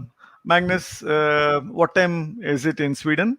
It is 12 o'clock, just 5 past 12 o'clock. Ah, okay. So 3.5 hours. Yes. We are ahead of the game. Oh, okay. That's Cool. right. And That's right. it's your lunchtime, and I really appreciate that you have joined during your lunchtime. I really appreciate, sir. No, I thank you. will. Thanks so much. I will flash your screen, and you can introduce, and it's all yours. Thank you very much. All the best, sir. All right. So I am grateful to be able to be here today to talk to you about some, I would say, maybe general things about Azure. It's I needed a catchy title, so I said that there are some secrets. And kind of what I mean about that is that I see a lot of companies, corporations, customers that I work with are not taking advantage of these services. And you in the audience, I cannot see you. I wish I could. I wish this was an in-person event in India, and we could all be together today. But during these times of pandemics and things, we cannot. So I can't really interact with you very much. But I want to say that if the things that I will talk about here today are things that you already know, then take away from this that you are way ahead of the curve. And you got confirmation that, yes, Magnus, I know about these things. I feel now, confident that I at least know, and I can help probably my company or my customers with these things, because the things that I want to talk about are such obvious things, I would say. They are right there. And yet I go to customer after customer after customer, and they hardly ever touch these features or use them. So evangelizing a little bit, maybe talking about sometimes the obvious, but I'd like to maybe add a little bit of, this is how we use it. This is why we think this is important. And I have lots to run through. So let's just do that for a while and hopefully have fun and enjoy this time together. My name is Magnus Martinsson. I am a CPO, which is Chief Product Officer at a consultancy called Cloudion. We are building with this, in my role, I'm building reusable guidance and components and things that we can help many customers with. The thought of that is to not repeat the same mistakes over and over again, and being able to again, help multiple customers all the time. You're on screen there, Swami. Hello. Did you want to say something? I didn't realize. I thought that I'm dropping off. I'm sorry. No, you're not. You can be on screen if you want to. I just wanted to know if there was something you wanted to add. Oh, it No? was a bug or issue from my side. I didn't realize. I'm sorry for that. That's okay.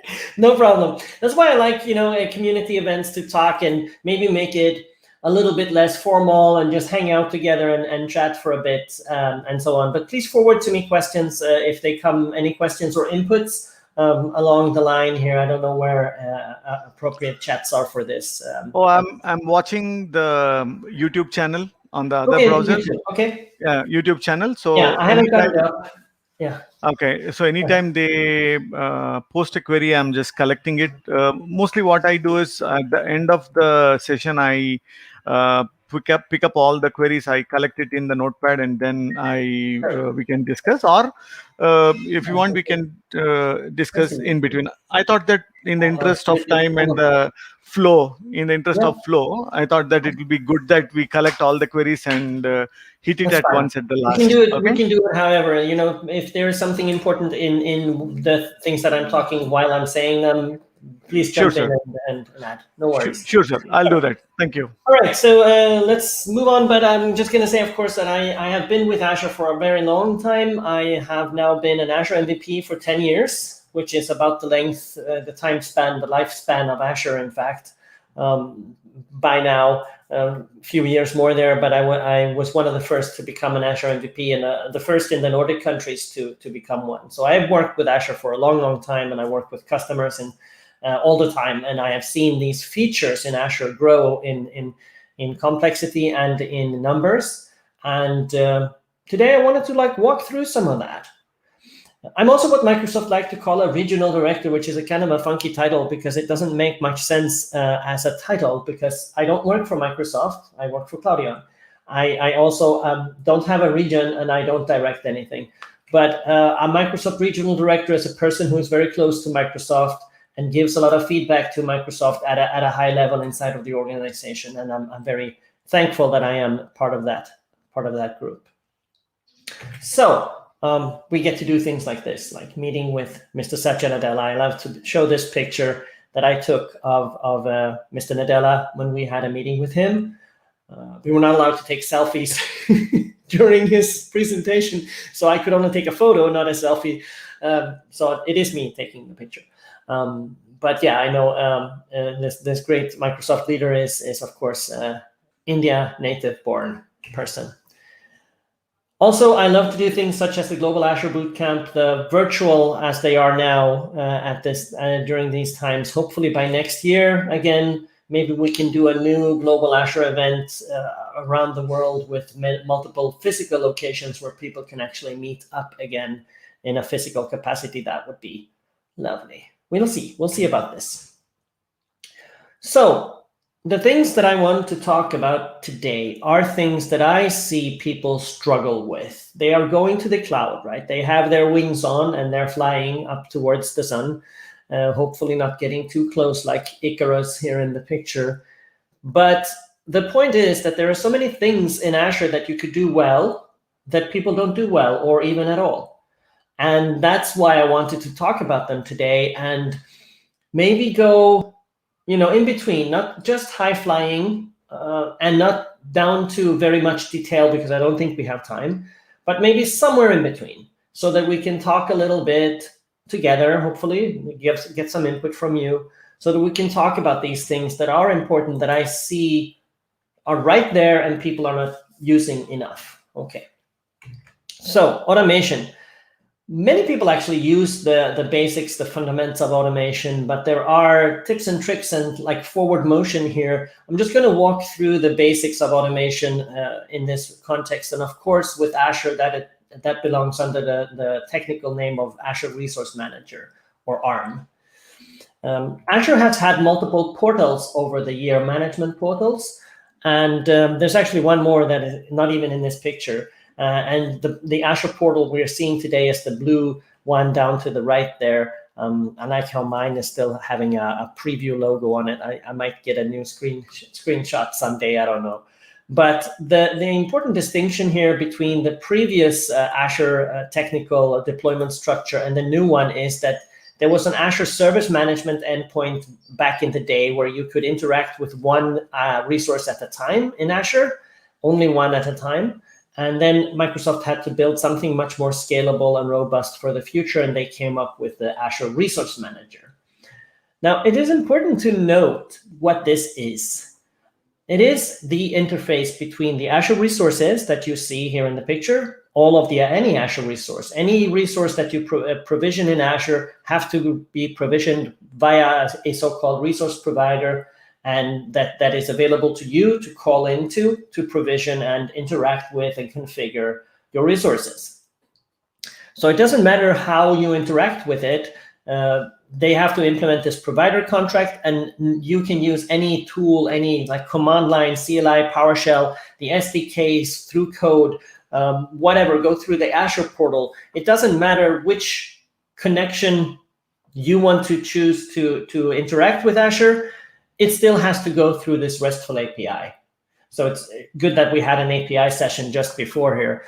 Management.azure.com is the only entry to interacting with your resources. But of course, you don't usually write RESTful queries against the API, even though you can make a REST request to the API and interact with your resources, absolutely. And sometimes you actually have to. In fact, this week I was talking to a gentleman who was trying to automate a deployment for an Azure B2C instance. And there is no support in any of the tooling from Microsoft for Azure B2C, except in the Azure portal. That's the only place where you can actually interact with these instances of Azure B2C instances, or Azure AD B2C.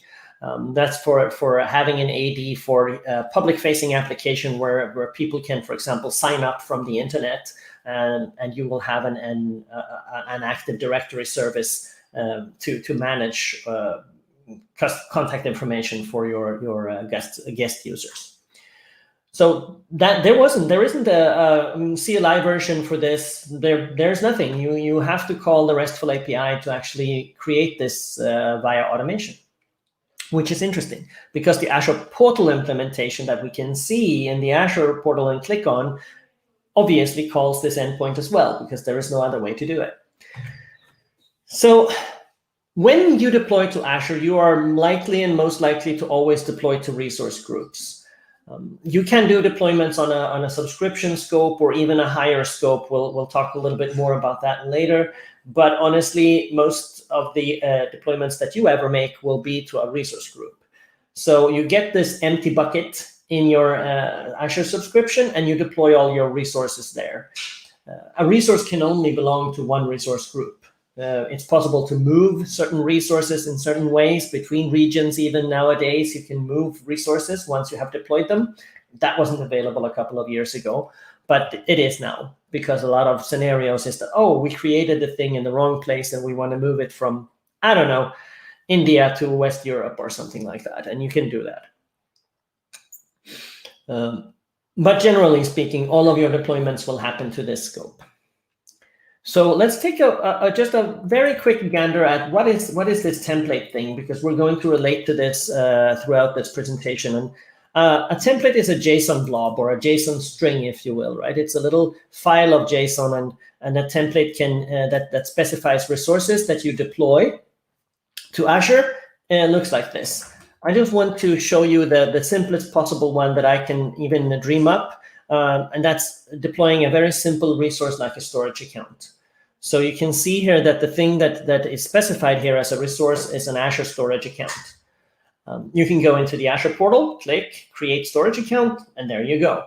And in fact, the Azure portal in the background will create one of these templates and submit to the management endpoint to have your storage account created. So you can, of course, do this from the command line as well, and I'm not going to spend time on that here now. But the important thing that I would like to cover is that templates are, as you can see, very declarative, right? You can declare, you can read them. It's possible to read what all the resources are in your template. As a human, and obviously as a machine, you can read. If you deploy a template, take the template and send it to the management endpoint, you will have your resource deployed as declared in your declarative template. If you deploy the same template again, it's not going to make any change, because it's only going to see and validate that, well, the things that you are saying that you want to deploy, they're already there. So if you want to make a modification, let's say that you want to configure diagnostics on your storage account, you can simply add the diagnostics definition to your template, and rerun your template, and Azure is going to look at that and say, I need to configure this thing here with the diagnostics that isn't configured. And it's going to only modify the thing that you send. But if you redeploy the exact same template multiple times, nothing new will happen. But what is important to understand is that with this templating thing, is that you can deploy any services you have to any region that you want to deploy them in a very easy and powerful way. And I see a lot of companies, honestly, which sounds weird probably to most people who would attend a session like this, that are not using templates, even at this time. They're not using any kind of automated deployment. So strange. They are just clicking in the portal. Okay. I almost don't know how to relate to that. But one thing that I want to bring up in this is that I see a lot of difference here in how people are deploying their resources. I see that some of them deploy their resources to just one resource group together. In this case here, this is a little contrived example. We have a web application, a VM, could be maybe a Oracle server VM, maybe with a database engine on, and a storage account. So the question is, should I deploy them together in just one resource group because they belong to the same application? Or maybe should I deploy them separately in each individual resource group? Technically, they function exactly the same. They can still communicate with each other. The resource group is no lock around the thing at all.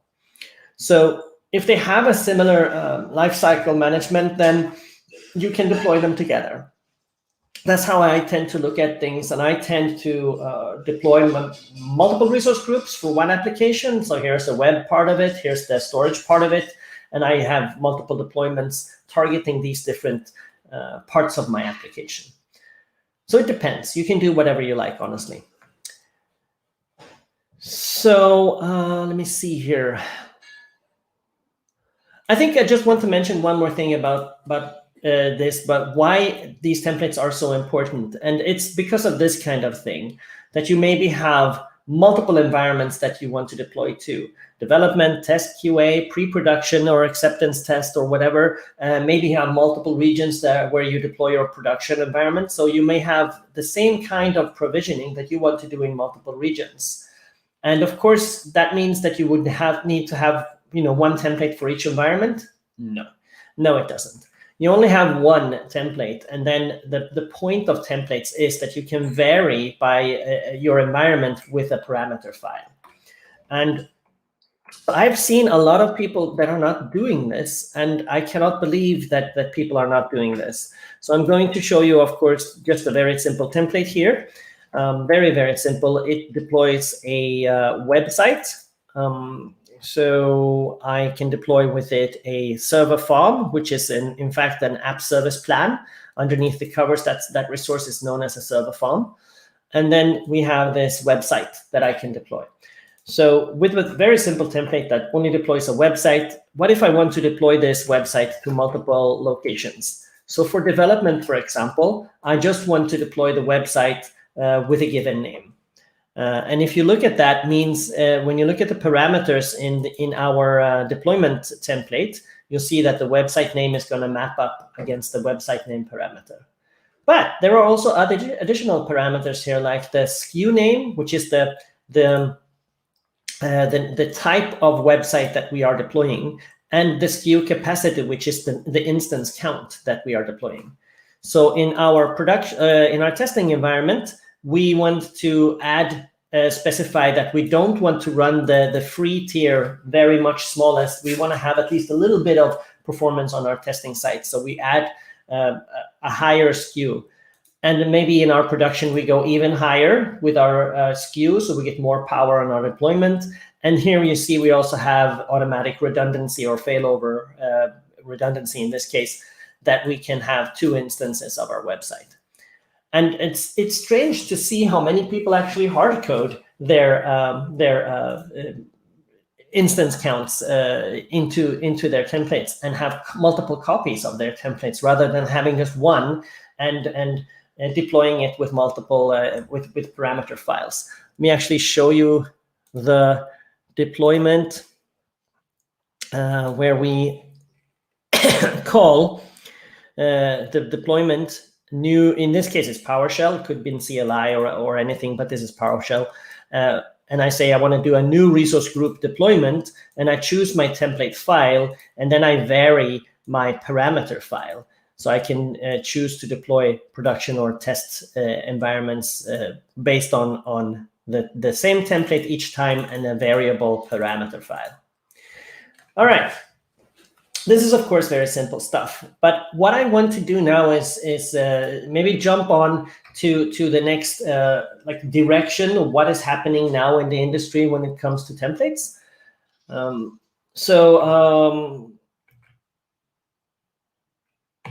Let's jump to this topic of something called Azure Bicep.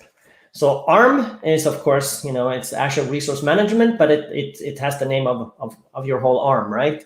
And now Microsoft is building on something called Azure Bicep, which is now actually in production, actually general available at this time. And what is then Bicep? Well, if we start to think again about the ARM template, like I showed you before, you declare in your ARM template some JSON text. Essentially, right? So here again is that simple template that I showed you. And if you see that there's a lot of ceremony here, you have to, like, JSON is very unforgiving, right? If you miss just one quotation sign or colon or one comma, the whole thing is invalid and you can't use it. So it's very precise. You have to declare, and there's also quite a bit of ceremony in this file here. The only thing I really wanted to do was deploy a storage account, right? So there is some complexity. This is the tiniest possible template that I can fit on a screen, right? But I have seen hundreds of lines or thousands, unfortunately, of very, very, very long and complicated ARM templates, and they are so cumbersome to manage and handle. And also, again, it's a very specific JSON syntax that you have to adhere to. It can become very complicated when people go like, okay, we don't want this long one. We have to now nest templates or link to other template files or nest templates deployments inside of deployments and things like that. You cannot believe the complexities that some people have built that I have seen here. Also, when you deploy such things as the Web Application Gateway, it has lists of things. It has routes and endpoints, and all of these things are lists of things. And how do I create things in a loop inside of my template? You can declare this inside of your ARM templates. And honestly, it becomes cumbersome and complicated at that time to understand the template and even to break it down and see what it is doing. And also there are now functions, of course, that you require inside of your templates, and things are just getting really complicated. So instead of working with these specific and complicated JSON syntaxes, there have been developments of using domain-specific languages in this space instead. So Terraform by HashiCorp is the most famous example, and it's widespread used, and you can deploy your Terraform deployments to any cloud or to anywhere and so forth. There are lots of community activity and lots of initiative. Microsoft is also supporting this and building Terraform providers for deploying to Azure. Great. However, as a big company like Microsoft, they cannot really put all of their DSL eggs in just one HashiCorp basket. It's not really something that they are able to do as a company. So they have also built their own version, which is really, really cool, called Bicep. And so if we take a quick look at Terraform, it might look something like this for deploying a storage account in Terraform. And then in the Bicep, it's a funny thing because the Bicep code is a transpiler. And what does that mean, transpiler? Well, it means that I have here my, let's see if I can remove these. I have here my Bicep file I'm going to show you with my Bicep declarations in it. This is the DSL, the domain-specific language Bicep. right? So I can declare parameters, variables. I can specify exactly what is it that I want to deploy. It's a server farm, yes, and a website. I want to deploy that, and the website is linking to my server farm. Because those of us who know, you can't deploy just a website. It has to always be linked to a hosting plan, so you see what kind of capacity and cost it's going to incur. And it can specify outputs and all things. So this is a pretty simple, or actually very simple, I would say, DSL file, .bicep, right? So if I want to take something like this and deploy it to Azure, I need to transpile it, in fact, which means that I need to take the bicep file and run it through my bicep transpiler. When I do that, I'll do something like bicep build, and I'll input my file here. And if you look here to the left, you'll see that when I do, it outputs a new file, this web app JSON file. And this is the exact template that we saw before. So you'll see now that it turned the bicep DSL language into bicep.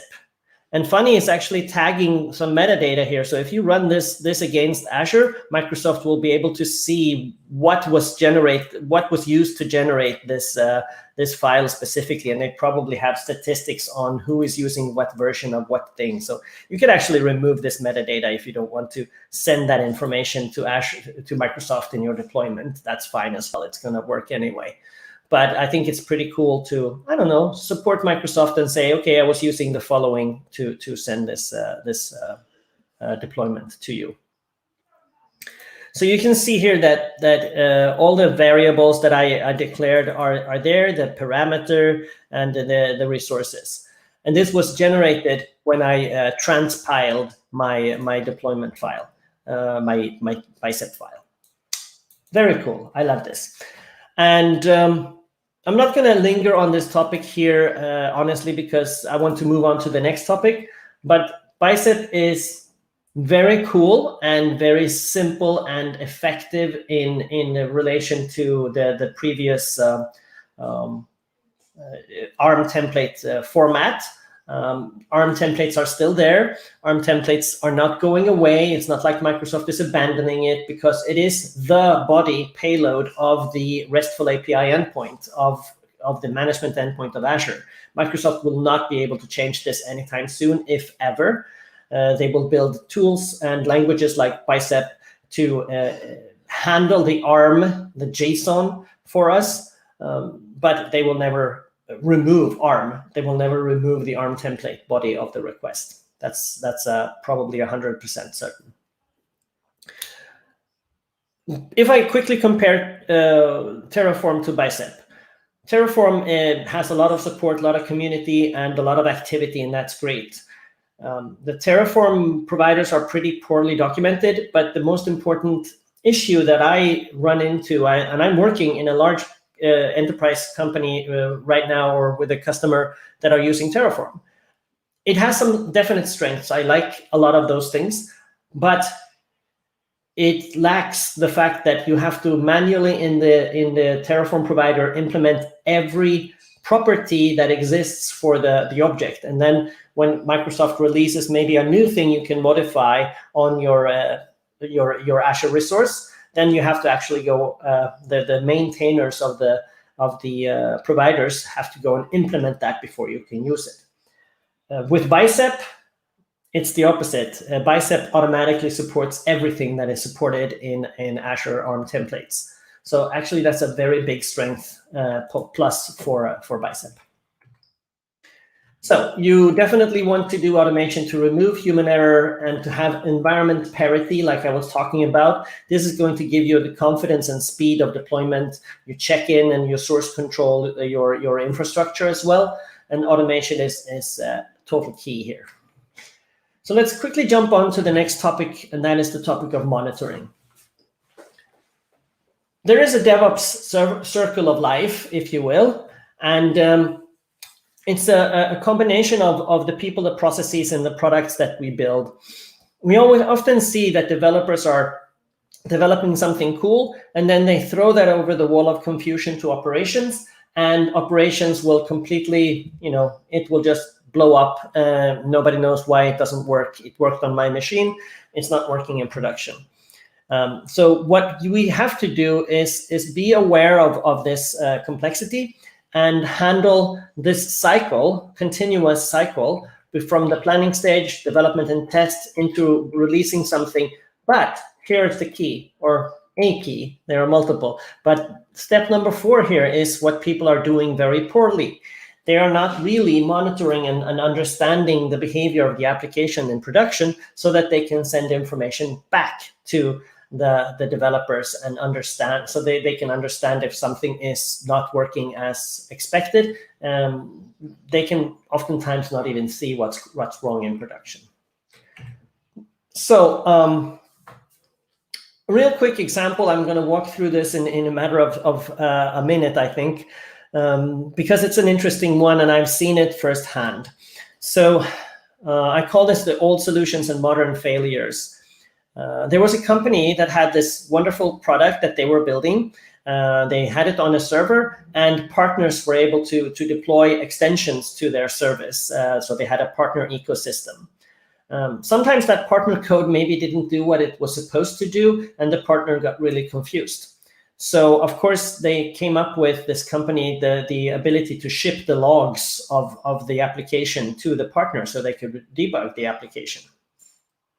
And because they already had also, I didn't mention, but they also had a SQL server. This was a typical app server, database server solution. They figured out that, yeah, we could store the logs in a database on the server that we already have. That's wonderful. And then they decided to take the application to the cloud and maybe deploy it in Azure or something, right? And this is what that looked like initially.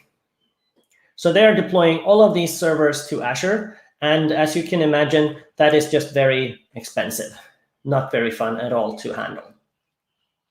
So they decided now to ship all of those logs into just one database. And now they have fewer databases to manage and handle, because logs are logs. It doesn't matter which instance they come from. So they created this big log database.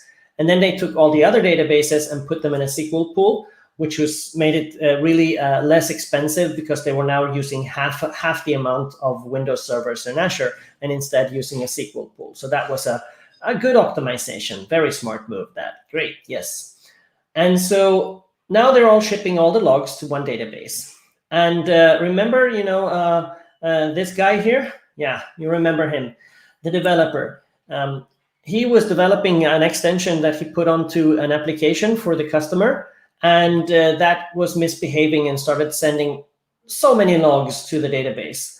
And so effectively the database was affected, and now everybody else was affected as well. So this actually happened. I kid you not. It was terrible. And so you can imagine how the customers were maybe not so happy. And so this kind of issue it leads to, I don't know, to day drinking, and it leads to you losing your job, and it's just terrible. But I've literally seen this example play out, and I was supporting them and trying to help them out of this sticky situation. I guess the moral of this story is that you need a modern approach for monitoring your applications when you're in the cloud.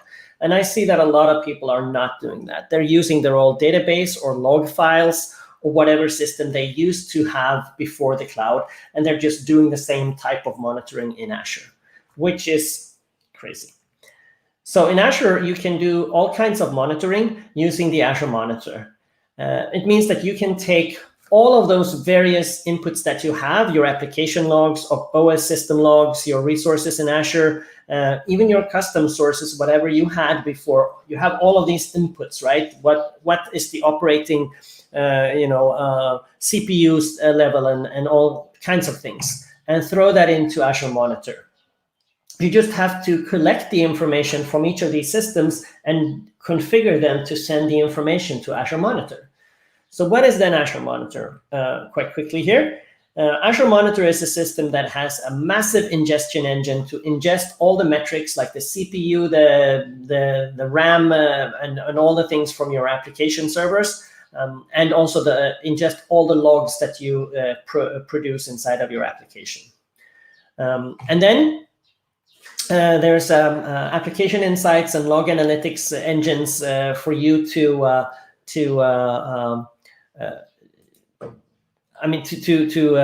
gather up your logs and make sense of them. When you have your logs, you can do alerts on those logs if something is wrong. Maybe the response time of your API is too slow, you can get an alert, or the CPU is spiking, or you're running out of RAM. All these kinds of things you can, any bit of information that you have in your metrics and your logs, you can make an alert on. And this is kind of funny, actually, in Azure. I want to mention that in Azure, Microsoft is not using, haven't been for many years saying that something is a beta or something is deprecated, but they're using different words and they kind of mean the same thing, which is kind of funny. And I'm mentioning it because of Azure Alerts is something that existed before Monitor. And so there's actually classic alerts in Azure as well. I'm going to open up the Azure portal real quick on a different screen, and I'm going to quickly show you how the Azure Monitor actually has something called alerts. Here's one of my personal accounts for Azure, and if I go into Azure Monitor like this, and I click on the alerts section, you can see that in here I actually don't have any alerts, but I wanted to show you that, yeah, you can also view classic alerts here. And that's just very interesting. What is classic alerts? So when you see something like that in Azure that is called classic, usually in the parentheses, you need to understand that you're probably not in the right place. So if something is preview, it means it doesn't have SLA. It's not production level. That's what we used to call beta back in the day. If it doesn't say preview or classic, then it's the production level SLA based thing. But if it says classic, if you're using a service in Azure and it says classic, it means that you're using something that has already been replaced by something else, which is classic is still supported. But in fact, it means old. It means you should be elsewhere. You're not in the right place. You need to figure out what other service, in fact, you need to use. It's kind of, I think that's hilarious. All right. So alerts, you can mean that you can manage all your alerts in one place, and you can get all kinds of custom metrics via email or webhook or anywhere you want to get your alerts will work just fine. And you can manage your alert groups and create notification groups and make sure that you send notifications to the relevant people and endpoints and parties. Like maybe you have an operations team, you create your operations team and you set up how should they be alerted. And I see that there are so many people that they configure the diagnostics on their instances, maybe potentially, and they start gathering the data. But they don't use alerts. They don't go the next step, which is to actually ensure that you can now also send an alert, which is very interesting that people are not doing that. Alerts can come in all kinds of forms. Here's an alert email, and here are alerts listing in the Azure portal that you can click on and you can interact with and find out exactly what's wrong with your application. So Azure Monitor has a lot of insights that you can collect and look into. You can drill into your VM and your performance in your clusters or whatever it is that you have. But also what you want to do is begin to analyze that data that you now have collected, right? So you have a lot of data, and there's something called, for example, the Metrics Explorer. The Metrics Explorer is basically performance monitor via remote. So I think we all have seen and used and love potentially the performance monitor in Windows. And the similar thing now over in the Metrics Explorer. I mean, it has the same kind of features. Now you're looking at your data as it was, within a few minutes ago, just a very short time it takes to send the information about your CPU and memory and disk and all the things from your application server over to the metrics feature in Monitor, ingest that data and show it to you. So it's almost real time. Of course, there's a little bit of lag, but when you have 100 servers, it's practically impossible to remote to the machines and look at the local performance monitor. And this is effectively performance monitored remotely. All right. So the important thing about your alerts is that you can about your data is that you can alert on it, like I said, and also do things like auto scaling on it. But you also need to know that your data can be forwarded from Azure Monitor to anywhere else or ingested from anywhere else. If you have additional sources of data, you can just send them into Azure Monitor and process them there with these powerful tools that are built into Azure. Good. So let's see. You need to understand this monitor feature in Azure, right? You need to fit it into your existing logging and improve. And I see that here is the issue that people are not changing their logging. They're not taking advantage of the monitor feature in Azure because our logging already works, right? And they are, denying themselves the ability to use a modern and powerful system that already exists in Azure, right? Because they just don't care to change. It's not prioritized. So this is a big problem. Whew. All right, final topic, governance. I'm going to touch on a high level on a few things that I see people are not aware of or not doing well. Management groups, and this is very interesting, that in Azure, there is something called management groups, which is this tree you see here. This is just a generic picture I copied off the internet. But an organization can model their departments or whatever makes sense to them with management groups. And then they can have many Azure subscriptions and put them in these various groups where they make sense. Now, I am working with a customer that have, when we came in, just over 100 subscriptions, so maybe not a huge number, but certainly a respectful amount of subscriptions. And they were basically all of them just jumbled up here in the root. They didn't have this tree lined out. So what is the problem with that? Doesn't that work? Yes, in fact, it does work, but it makes certain things more complicated. If anything, this management tree is intended to be for, one could be for access control.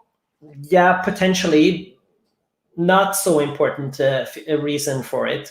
But the biggest, single most big reason for it, and I've talked to people from Microsoft about this, saying that isn't management groups just basically about policy? And they're nodding away, saying like, yeah, you're absolutely right. This is about policy. You want to be able to have a certain set of policies around your marketing applications, and you can apply them here in your marketing management group. Maybe you want to have some different policies about your production, and maybe here in whatever geo region 1, maybe India, you can have a policy saying that resources here have to be deployed inside of India data centers only. And maybe you have then a European deployment as well in your other geo region. And maybe then you can say a policy here that says that any resource here must be deployed in European data centers. So that's basically what you have, the main reason for having these management groups. And I see a lot of companies are not using management groups. Inside of your subscriptions, then you will have your resource groups that we talked about during the automation conversation. And inside of those, you will have your resources as well. So this is your entire hierarchy in Azure, all the way from a management group down to a subscription, down to a resource group, down to a resource. And this is known as the scope, right? This is the lowest level scope, and this is the highest level scope. Every Azure tenant, every Azure organization using Azure always have a root management group. But the common case is to just have the root and all the subscriptions just hanging out here in the root. And that denies you the ability to have different policy in different sections of your organization. One thing that I also see a lot of people are not using is tagging, which is very interesting because tagging is used to figure out who owns what. And how did I update all of my resources maybe? And can I have cost control in my deployments, for example? So maybe not going through this in detail, but tags are essentially key value pairs that you assign to your Azure resources where you specify both the key and the value. In Azure, they look like this. You could have department, R&D. So key is department and R&D is the value. You could have environment and production, maybe if it's a production application in this case, or foo and bar, whatever you like. In your deployments, going back to the templates again, you can specify the tags when you deploy. So all kinds of reasons to use tags. Where are they deployed? In what environment maybe? Is it test or production? Which application, which department does it belong to? Who is responsible for the application? Like I said, maybe even a temporary tag, because I'm doing something temporary today and I'm trying to figure out what to do with my resources one by one. Cost control is the main thing that I see people using tags for. So when you run a resource in Azure, it's going to consume money in the end. And that consumption is going to show up on your bill. And the resource itself can have tags. And if it has tags, then the tags will also show up on the bill. So you'll get something that looks like this. This is a very old, this is from 2015 even, my goodness. But this still is true today, that you get a line item for the consumption you have together with the exact tags that you supplied for this resource. So now you can process this data and see which department or which section of your company is responsible for a certain cost. So let's see now. This is just a summary. I'm going to jump from tagging, which is I think it's obvious, and probably most of you people as well. But it's also not being used by everyone, right? And now if we look at something instead, policies that you can specify in Azure. What are policies? Well, they're customized rules that you can specify about the shape of your resources that you can have and deploy, and how should they be configured. Storage accounts have to have TLS version 1.2 specified, for example. It's a simple policy. So with a policy, I can enforce all kinds of limitations. Which kind of instance may I deploy? Which region may they be deployed to? Can I only have specific resources in specific environments? We have to deploy all of our databases in India data centers. We're not allowed to deploy our data outside of India, for example. And department tags can be required via policy, which I find is very useful. I'll actually jump to that one, see if I can find it. This is what a policy might look like. It's again a little bit of JSON that specifies this specific policy. Simple policy that says if your deployment does not have a tags field with a cost center tag, with a tag with the key is cost center, then we deny the deployment. So you have to tag with the cost center in order to be allowed to make the deployment. This is a harsh way of saying you you have to do chargeback. And here is, for example, saying cost center can only be 3 specific values in this case. And here is the nice manager version, which I kind of like as well, where you can see that if they didn't tag with cost center, well, then append the cost center tag to the deployment and be helpful. So there's also the append version of a policy that you can use, not only the deny. And here's a policy that says you can only deploy in Europe, North Europe or West Europe data centers only. You cannot deploy anywhere else. So there's all kinds of policy that you could use. And most organizations are hardly using policies at all, which I find almost shocking, because policy is the key to understand policy. That is key when you want to be compliant.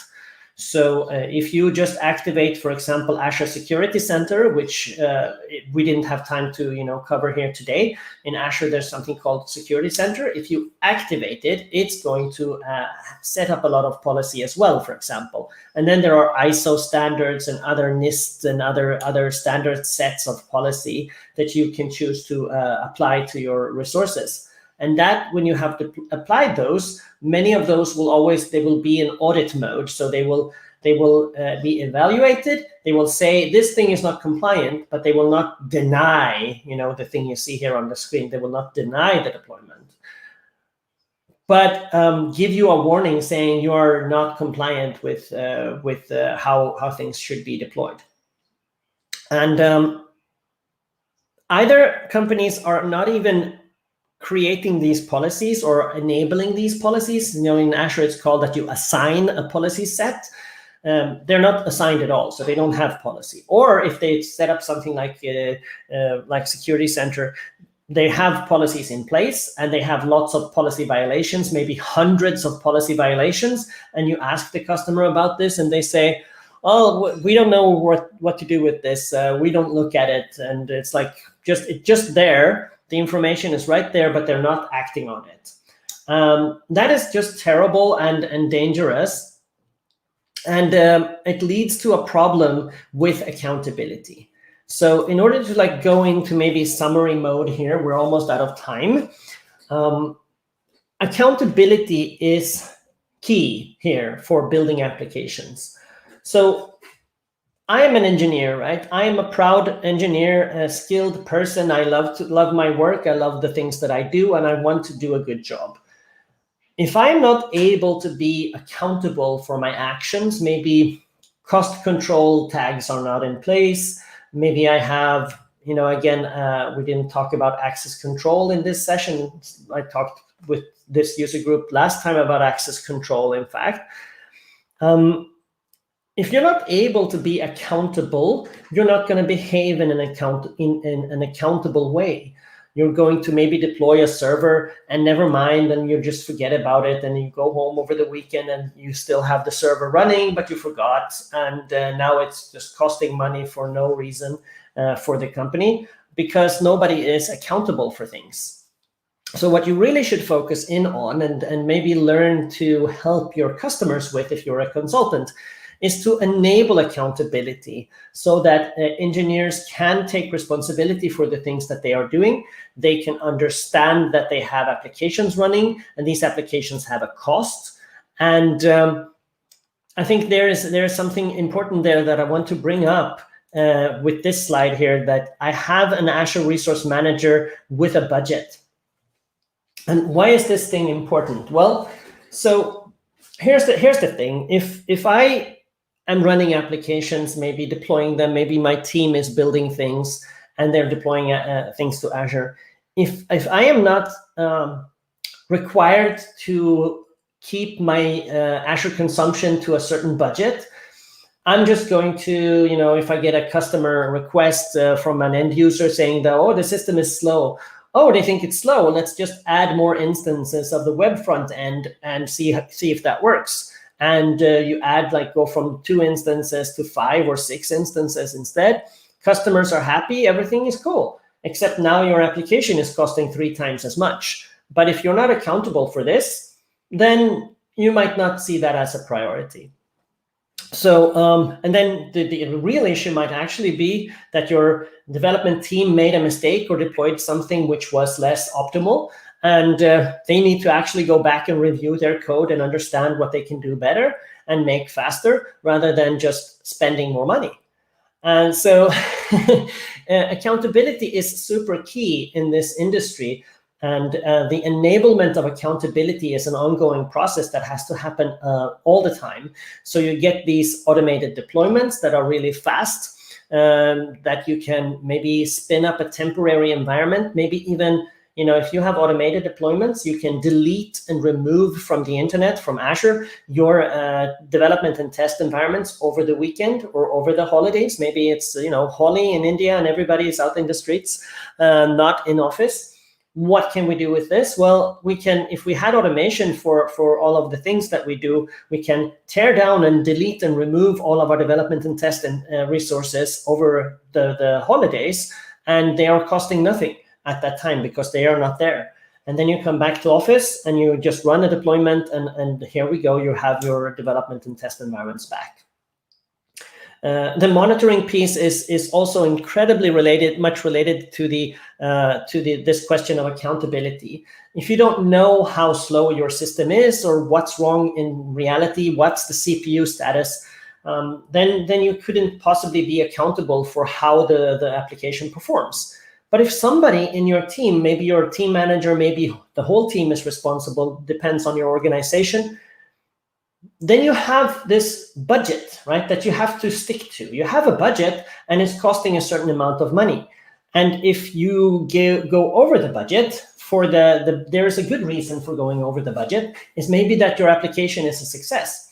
Maybe you thought you were going to have, 1,000 users or 10,000 users. And instead you're like, oh my goodness, you have 100,000 or 1,000,000 users. Then of course your resource consumption will have to go up. You have to have more performance, and that's going to cost more. And hopefully then you also make more money. But how can you distinguish from we are a success, distinguish that from and have to increase our resource usage? You cannot distinguish maybe that from just we deployed bad code, which was suboptimal. So having the right logs and metrics in place is also key to going to this accountability place. And then add to that the tags and the policies that we talked about here. It's going to create an environment for you and your workers that enables this accountability that we talked about, this accountability, right? So I think we're at the end of my time. I know this was a whirlwind. Let's open up maybe quickly if there are any questions. If you already knew about all these things that I talked about today, don't worry about it. That just means that you are cool and you are ahead of the curve. But if you do know about these things and maybe work in a company or work as a consultant, then focus on these things, because I see again and again and again that people are doing this poorly. They're not using these resources. They're not taking advantage. And if you can do that, if you can bring that value to your customers, if you can show them these things, that is just really good value that you can help with. So I urge you to focus on these things and learn about these things and get into understanding all of these things. Thanks.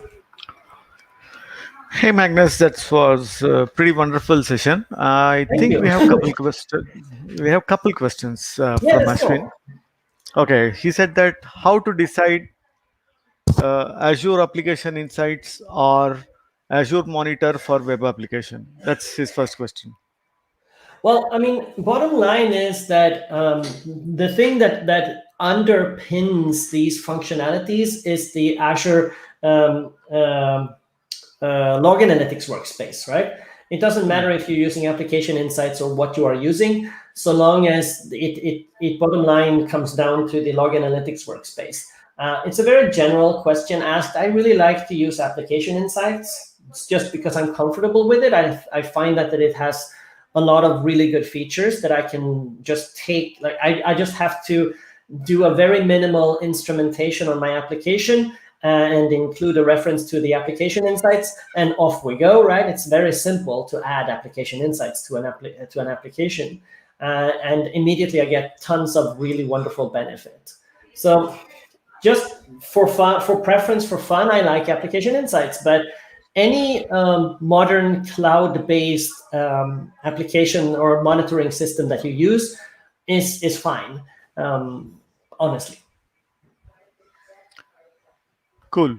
So the second query is, can I use Azure Monitor in case of application is deployed on on-prem web servers? Yes, absolutely, you can. That's a great question. I love that question came up. So when you monitor like a virtual machine, for example, you put an agent on that virtual machine, and that agent collects information about your system, like your CPU or memory usage or whatever it is, all the things, the disks and the things that you saw on my screenshot, and send that information to Azure. So what is required for your application, if it runs on premise and you want to use Azure Monitor, is that you have the ability from on-premise to send information to the application to the monitor, Azure Monitor in Azure. If you don't have that opening to send that data, then you cannot use Azure Monitor, in fact. But if you can do that, outbound send data, then you can use Azure Monitor for any application. And and then for your application code that maybe runs inside of the VM, you can also, it's the same. You just include a reference to the application insights NuGet package or whatever it is that you bake into your application. And then actually, if you're using already today some other logging system, many of them have providers for, and many of them can actually be provisioned with a new logging output. Rather than maybe logging to a database or to a file, you just change sometimes you can just change the XML configuration of your application and instead reference application insights output and have your data sent to Azure from on-premise, from wherever you are. You can deploy these applications to Google Cloud if you want to, and send the information to the Azure Monitor. Okay, I think that's the only two questions. I don't see any further questions. Yeah. Okay, that's great. Well, I really, I'm thankful for being, allowed to be here today and talk to you. I know it was a bit of a whirlwind. I get so excited when I start talking about these things. But the thing is that I wanted to cover many things, and I hope I did, that I see again. I have been hammering this point. A lot of people are not taking advantage of these services. They are right there. And I see people are doing all kinds of crazy things for various reasons. Just maybe we don't have time to upgrade our logging system. So we're going to use the same old database that we always did. And it's just they're denying themselves the wealth of resources and capabilities that are in place in Azure, right? And you come to a place where you're super suboptimal and you lack the time to do the re-architecting or the optimization that you should have done, right? You should have done that so that you can come to a better place. But you don't have time to optimize, so you never have time to get the benefits. Correct. Yeah. And I recall one of the incident from our own project, Magnus, that's 2 years old. Yeah. We remember a guy who created a virtual machine and some service is running. He didn't tag it. We were discussing on that virtual machine for 4 weeks and that's running. We are very scared to nuke that. Yeah. And someone told that if we delete, what if some other service is breaking? They will come to us and we need to fix that. So you couldn't even tell. You didn't even know what it was. And I see that all the time. So what I see is that people go into Azure and they maybe don't have mileage enough. Like they can be very good engineers and lots of years of experience, but no real Azure experience. And typically what you see is first a little consumption for testing something, and then the consumption starts to grow because more teams are getting on and more people are testing and using, and the consumption continues to grow, and it continues to grow, and it never actually stops growing. And then it's just growing. If you have some big applications that are running, servicing 100,000 users, well, that's great. Big consumption, maybe motivated consumption. But you get all this other trash that people don't know what it is. and at some point, the CFO of the company is going to come walking through the hallways very angry with a big pile of printout of Azure consumption cost in his hand, and he's going to be very, very upset that you cannot motivate where did these costs come from, and that is not being accountable. And what you want to do is you want to work against that. You don't want that to ever happen. You want to make sure that you know exactly which costs are which, and so that you can motivate and explain when you need to. Why is this costing us $10,000? You have to understand. Correct. Correct. No, I totally agree. Yeah. The thing is that the thing is that we couldn't touch that virtual machine. All we Mm. were is little scared. What Yeah. if we touch and some other team, because that's a shared subscription. Everyone start creating the infrastructure there, and Mhm. they didn't tag. And the funniest thing is we saw last time it was accessed was 8 months ago. Someone Oh wow. we went into the activity log. Last time it was accessed was 8 months ago. Right. Still, for the next 6 months, we sent out an email saying that in next 2 months we are going to delete this machine, and then next 1 month we are going to delete this machine. We Yeah. sent Yeah. multiple reminders. No one turned up. That's one incident. And Yeah. other Yeah. incident is Uh, what happened? the other incident is one guy was trying to test the performance testing or something of his component in service bus with Mm. service bus and service fabric cluster. Yeah. They created a service bus queue of a premium plan. They Yeah. did a test of half day and left it, and Yeah. the price bumped up to $8,000 or something, just for until every month we have a group meet where we go and do a costing. How much did we cost, and Yeah. which team is consuming how much? And that's when we saw that who consumed $8,000, and then we said that, hey, this was a half day activity. Yeah. And Yeah. it and he forgot, as you told, he forgot to either You delete just forget or about it. bring it Exactly. back, I scale it down. found I'm not kidding. I found, so I had a customer, they were deploying VM scale sets. And so they were doing various kinds of testing of VM scale sets and doing different deployments. I found 2 scale sets of 5 and 5 VMs that had been running for 3 months, 10 virtual machines running for 3 months. And I was looking through, I was just doing inventory, looking what are the systems that you have deployed. And I was pointing out, what is this thing and that thing over there? And they looked at them and go, we still have those. I thought we deleted them. and Exactly. it was just that, what's that, 10 times 3, so that's 30 months of virtual machine cost Oh for shit. nothing, for no reason. I know. So this $8,000 also, it's like a blood tears when we saw the bill bumped up by 8,000, Yeah. and we saw that, oh, it's just a half a day activity, and this, I mean, multiple times it happens. I mean, one of Yeah. the thing what I feel is we should have a strict Azure policy where we should not allow creating the resources without the tag. Yeah, A definitely. simple We have basic that. policy. We Basic 100% policy have should. that tag. So what we Yeah. do, let me quickly explain what we do. So we enforce that resource groups must have tag. If you have a resource group, and it's not tagged with cost center, it is denied deployment. And Right. then we put another policy in place that says any resource deployed will always copy the cost center tag from the resource group. So Okay. if you make 100 deployments into a resource group and you forget all the time to put the cost center tag in place, it's still going to copy the cost center tag down onto your resource.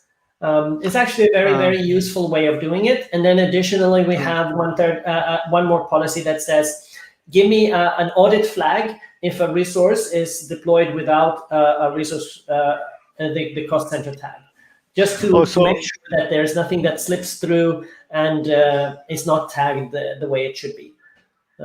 So you guys do a scanning of all the subscriptions and what? But that's just a simple thing that just shows up as a policy violation if somebody was able to deploy somewhere somehow without having the proper tag. But the biggest help that we have is that we put the cost center tag on the resource group. And then we have a policy which does an append on the deployment for the resource, so that it really copies the resource group cost center tag down to all the resources. Because as you know, if you have a tag on the resource group, it's not going to show up automatically in the bill for the consumption of the resources that are inside the resource group. You have to have the tags on the actual resource, right? You know this. For that to go up. But I think that copying of the tag is actually probably the most helpful key that we have, so that the individual engineers that may be doing research and development and just deploying things from Azure portal, they don't have to understand and remember to put on the right tag. It's going to be automatic for them. Yeah, and I have three more points. Do you have some time, or I do you're have running short? time. Don't you have another presentation to run? Oh no, because I thought opened it for 3 hours, 4 hours, and I wanted others to speak. And I have a very short this thing. I can share my screen, but I will speak. But these discussions of the real time experience is very important, so others will get For benefited. sure. Yeah, we can spend another couple of minutes. I also have to Yeah. run off, but tell me. So this is what I wanted to show, how to create the static website. While you guys are talking, I was doing the experiment on this one. Nice. So I already pushed and everything. All I have to show them is the article which I followed to create this, and this was one of the topic which they discussed in Build Yeah. 2021, isn't it? Yeah, this was the static website. So I saw Right. their example. Yeah, that was pretty comprehensive. I thought that let me make it a very simple example where I have a Angular and a Azure function, and how do we host it to the static app, and how do you test it locally, and how do you push it. I just stopped it. I was doing some other experiments. I stopped it. So let me come to the other couple of points which I particularly faced in my in the project which I was leading. One of the thing was we all were working, like sitting back to back, and we were working, and one of the ladies, she said that Swami, shall I delete this database? And I was working on something else. I saw that, and actually there was a request from product management director to nuke one of the database that we are not using. Then she asked me at around 3:30 India time. She asked that, and I turned back and I said that, go ahead, delete it. And I was working. Next 15 minutes, I'm getting an email from product management director saying that, Swami, I'm not able to showcase the demo in 15 minutes. In half an hour or 1 hour, there is a customer demo. Could you please look into that? Then I checked the logs. It says it's unable to find the database. I went and saw that the database is deleted. Then I told it, please wait for half hour. Let's do. And it was lucky that it went into that restoration point, and it was waiting for 7 days. It will wait for 7 days. So we were able to, we were able to restore it. If not, the customer demo would have been in risk. So that's when I feel the delete lock and the read-only locks is very much needed. We have to use those kind of logs also seriously. I mean, unknowingly we can do such mistakes, isn't it? Because I was thinking through something, and she asked, and I turned back and said that nuke it off. And that's a demo that's a database which these people go and demo to different customers. And another thing is it's a collective mistake. I don't tell. Two of the new engineers, they were there, and we asked them to restore from prod to restore the database so that we can do our regular activities. So to do the restoration, what we used to do, the DTUs, the database DTUs from 50 DTUs, we used to bump up to 800 DTUs, and then restore the database. Once that restoration is complete, we used to bring it back from 800 to that's a really nifty trick. I love that trick. I've done it many times as well. The fact that I mean, if you talk to someone who has the mindset of before cloud about how the resources of the SQL Server, for example, or whatever it is, right? It's a limited set of resource. We have this many CPUs and this much RAM and so on. They will be hard pressed to understand that we in Azure can actually create a small database and then expand it in production, in runtime, to a very large capacity, and do a massive data import with a large capacity, and then scale it immediately down to a more size where it's the only amount we need for the regular consumption, but the data import takes massive resource, and you can take advantage of Azure that way. It's really powerful. Exactly. The flip side of that is, what if we forget? So we did it. Don't we forget bumped it. to scale down. Please Yeah, do not forget we to scale it down. That's important. true. So we bumped it up to 800. Yeah, We did that, yeah, and we sent out an email to product management team saying that we bumped it up, all is well, and we went out. Next 24 hours, it was there, and one of the infrastructure lead, he sent us an email saying that the cost is bumping up since 3 days. So $2,500 each of those database was costing, and somewhere around the net cost of all those databases which we restored went to yeah, $6,000. yeah, Wow. yeah, yeah. Yeah. So as you told, we should be very careful, and everything can slip in front of our eyes, and these kind of policies will definitely help us And I can to. say that I think that having this, the capacity to monitor the guiding hand of the policies and these kinds of things in place is what enables you to be excellent, right? If you don't True. take advantage of these things, you can only be so good as you are, right? You don't have any help from the platform, from the system, from the Azure implementations that are already there. They can just take you and elevate and help and make a good team become great, right? A good application become fantastic.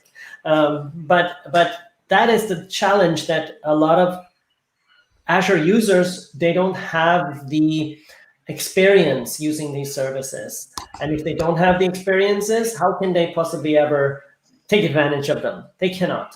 And that's where good True. consultants come in that can Mhm. help, right? That's what Help. we do. True. That's our job. True. See, I have one more team. I know them. They are not using application insights. Right. They are still writing it. So I was asking them, why don't you guys start using it? And the answer I got was that they said that um, we don't know how much it costs, and it might go over the budget. I see. So I really Oh, I don't respect that. have. Of course, I don't have their scenario. I don't know what budget or system they were trying to monitor, etc. Right? I totally respect it. It's of course difficult. Maybe they can start really small and do not do all kinds of logging. Just do a little bit of logging and try it out and see Exception what it helps. Right? exception and warning scenarios, at least we can log in. And is there a way that we can go to the data store where this application insights Yeah. logs? Can we can clear it up, isn't it? I remember You we have to, of can course, chart weigh it. what is the cost of application insights versus what are we doing, what do we need to do to operate and look at our systems if we don't have this capacity, right? Are we manually monitoring things? Are we looking at screens? Are we logging into remoting to the machines, looking at perfmon? What are we doing? What do we have to do? And what time are we spending correlating, looking at perfmon, the CPU is 68%, and then looking at a log entry and trying to make sense of if these things are actually aligned or not aligned. Was that thing that happened in the log, was that on that time exactly when the CPU was a certain value? Well, if you're spending time doing this kind of investigation, maybe consider that taking that information and putting it together in one context, in one application, in one log analytics workspace, where you can correlate and see exactly when that log entry was entered into the log analytics, what was the CPU doing at that time? If you can do this in investigation power, maybe that time saved is also very valuable. Agreed. Yeah. Agreed. Because I see the team, what they were doing is they were logging is only the API calls. The UI hits this API, and they were Right. doing this API calls. And the pain point is, if you received an issue from someone, the investigation is pretty tough. Yeah. You have to you have to think yourself as a Sherlock Holmes and tell that this would have happened, something like that. Exactly. See, Yeah. if I was doing the log pass lizard and other things to analyze the IIS logs previously, and going through the text logs is a pain. Yeah, And it really is. It really is. Yeah. That's an antiquated system. You saw my example. I ran through very quickly with this system that they was moving to Azure, and how they literally brought down their system with the logging functionality because they were using an old school thinking for their logging, right? Text file, seriously. Like very literally, they were bringing it down, and they had customers that were furious at this, and it was just because of this one engineer who had made a stupid mistake, and he brought down the whole system. I am not. This is a real example. True. So I'm seeing it. What is that? What's the value of this, right? Imagine, think about the value of that. The customer dissatisfaction and these things. That's a very valuable commodity, right? True. The pain point, everyone has to go through these text logs, and we don't know what happened, and Exactly. there are multiple rows. One method would have written the first line, and the second method would have written the second line. How do we know that which line belongs to which method call? Exactly. Serious pain point. There's quite a bit of skill and knowledge and understanding, and also you need to gain experience in being effective using these tools. However, no time is better to start this journey than today. Is my advice, right? It's never going to get better unless you invest in making it or enabling it to become better. As you told, it is that we do not have time to make mistakes and learn from our own mistakes, but learn from others' mistakes. Like you have few. That's hopefully some of the things that I wanted to bring to this session today and point out that I see that enterprises are wasting so much by not taking advantage of these resources that are there. So I had 5 of my experiences from my previous projects which I was leading. So I bought those also. So one of the thing is like scale up to 800 DTUs, leave it for 3 days, you get $6,000, and deleting the demo database. Yeah, I know. And lucky that we had the backup and restore. It was lying there in that. At least 7 days it would have been there, but the customer no show at a customer demo is a very painful incident. And so I think with what you're saying now exactly aligns with the thinking that you have to have the mindset in the organization that you start with automation. You do not start by deploying something manually for now and then testing something just manually for now. You start this thing with automation from the beginning, so that you are enabling your team to make automated deployments. And you can run up a testing environment and destroy it, and run it up again tomorrow and destroy it, because you are now enabled. You're now capable of doing that. If you are not, there's a good test that I like to make. It's a little bit of a joke, but there's actually some real truth to that joke. That if I come into your environment, right, I'm looking at your Azure infrastructure, your deployments, and the things that you have. If I take my mouse pointer and I hover over the delete resource group button for the testing environment that you have, if that makes you really agitated and you're like, no, don't touch it, it's configured perfectly, don't understood. Then what I would say is that you probably haven't automated enough. Exactly. Right? They did it manually. If I go in and say, can I delete your test environment? And you say, go ahead. I delete it. It's gone. And you just say, okay, now I'm going to run this deployment, and voila, my testing environment is back. Then you're at a good level of automation, a constructive level of automation, which empowers you, right? And that's the kind of automation level that any organization should have. True. One of the architect with whom I work, Steven, his name is Steven, and Steven always talks about this thing. If I'm trying to do something manually, he'll say that, Swami, we need to have the build pipeline, release pipeline with Terraforms, whatever makes our life easy. And he was talking about the same thing. Swami, I want to dismantle everything in that resource group, and we should be able to build the entire solution, whatever we have, in next 15 minutes. Exactly. In next 15 minutes, it should be up and running. So that's his target. Seriously, I learned it from... That way I can copy the production system, right? Because I have the templates or Terraforms or whatever it is that I have. I have them, and I can run a deployment of a testing environment that we're going to use this afternoon only, which is exactly like production. I know this because I run the same thing when I run it to production. And now I'm running into a testing environment, and we deploy the application and the data, and we have a system that is exactly like production, and now we can test exactly what is going on. And then at the end of the day, when it's time to go home, we can just destroy the thing. It's gone. True. That is power. And one more thing is the configurations. If we don't have the automation, and the configurations will change from dev, test, QA, UAT, and prod, definitely changes. Imagine a scenario when I'm pushing from test to stage, and I forgot, I was manually updating 25 to 30 configuration items. I misconfigure one thing. The QA first thing they report is P1 blocker, P1 issue. They say that it's a blocker. We can't proceed further with the testing. And with that one issue, the entire team of 12, we have to stop doing what we are doing and spend next 3 days on this issue to investigate why the stage is not working. After spending 3 days time, we'll find that one of the configuration should have a value A, it has value B, and that has taken up everyone's 20 hours. Exactly. 100 hours is gone. And imagine the cost of this, right? That's a huge cost. True.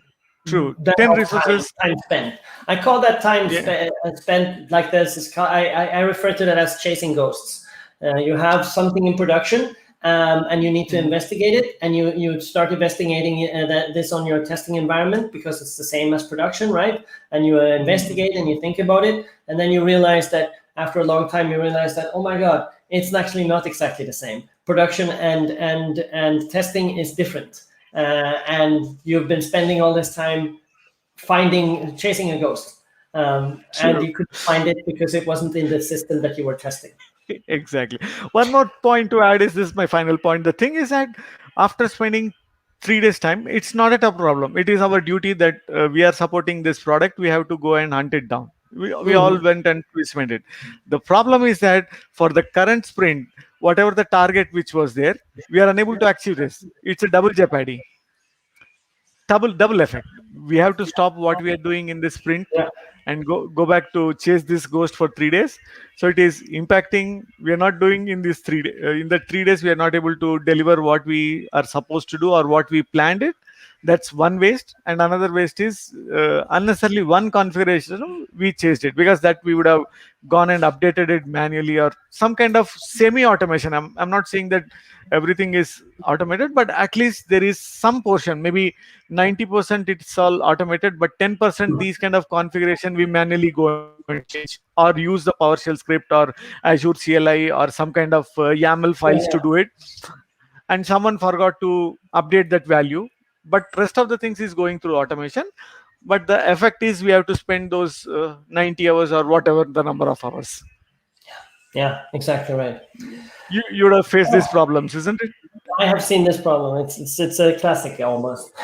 All right. So, I also need to go now, actually. It's Sure. I think I could spend all day talking to you, but it's time.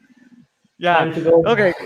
Thank you so much, Magnus. We'll host one more session couple months down the lane. It's on purely on the Azure itself. I will ask our solution, the architect and the director, to come and talk. So you, Steven, and me, we can do one talk on the purely on the Azure. So recently we were working on one concept. So we'll talk on that through emails. Okay, he's also seriously into this service messaging services and purely into the architecture. Nothing, same mentality as you. I mean, it will be good. We do one session together. Sounds good. Okay. Cool, sir. Have a good weekend. Have a good day and enjoy. See you soon. Bye. Hey, thank you, folks, for joining this Saturday, and we'll see you in next month. We'll create one more session. Bye. Have a safe weekend and stay safe, guys.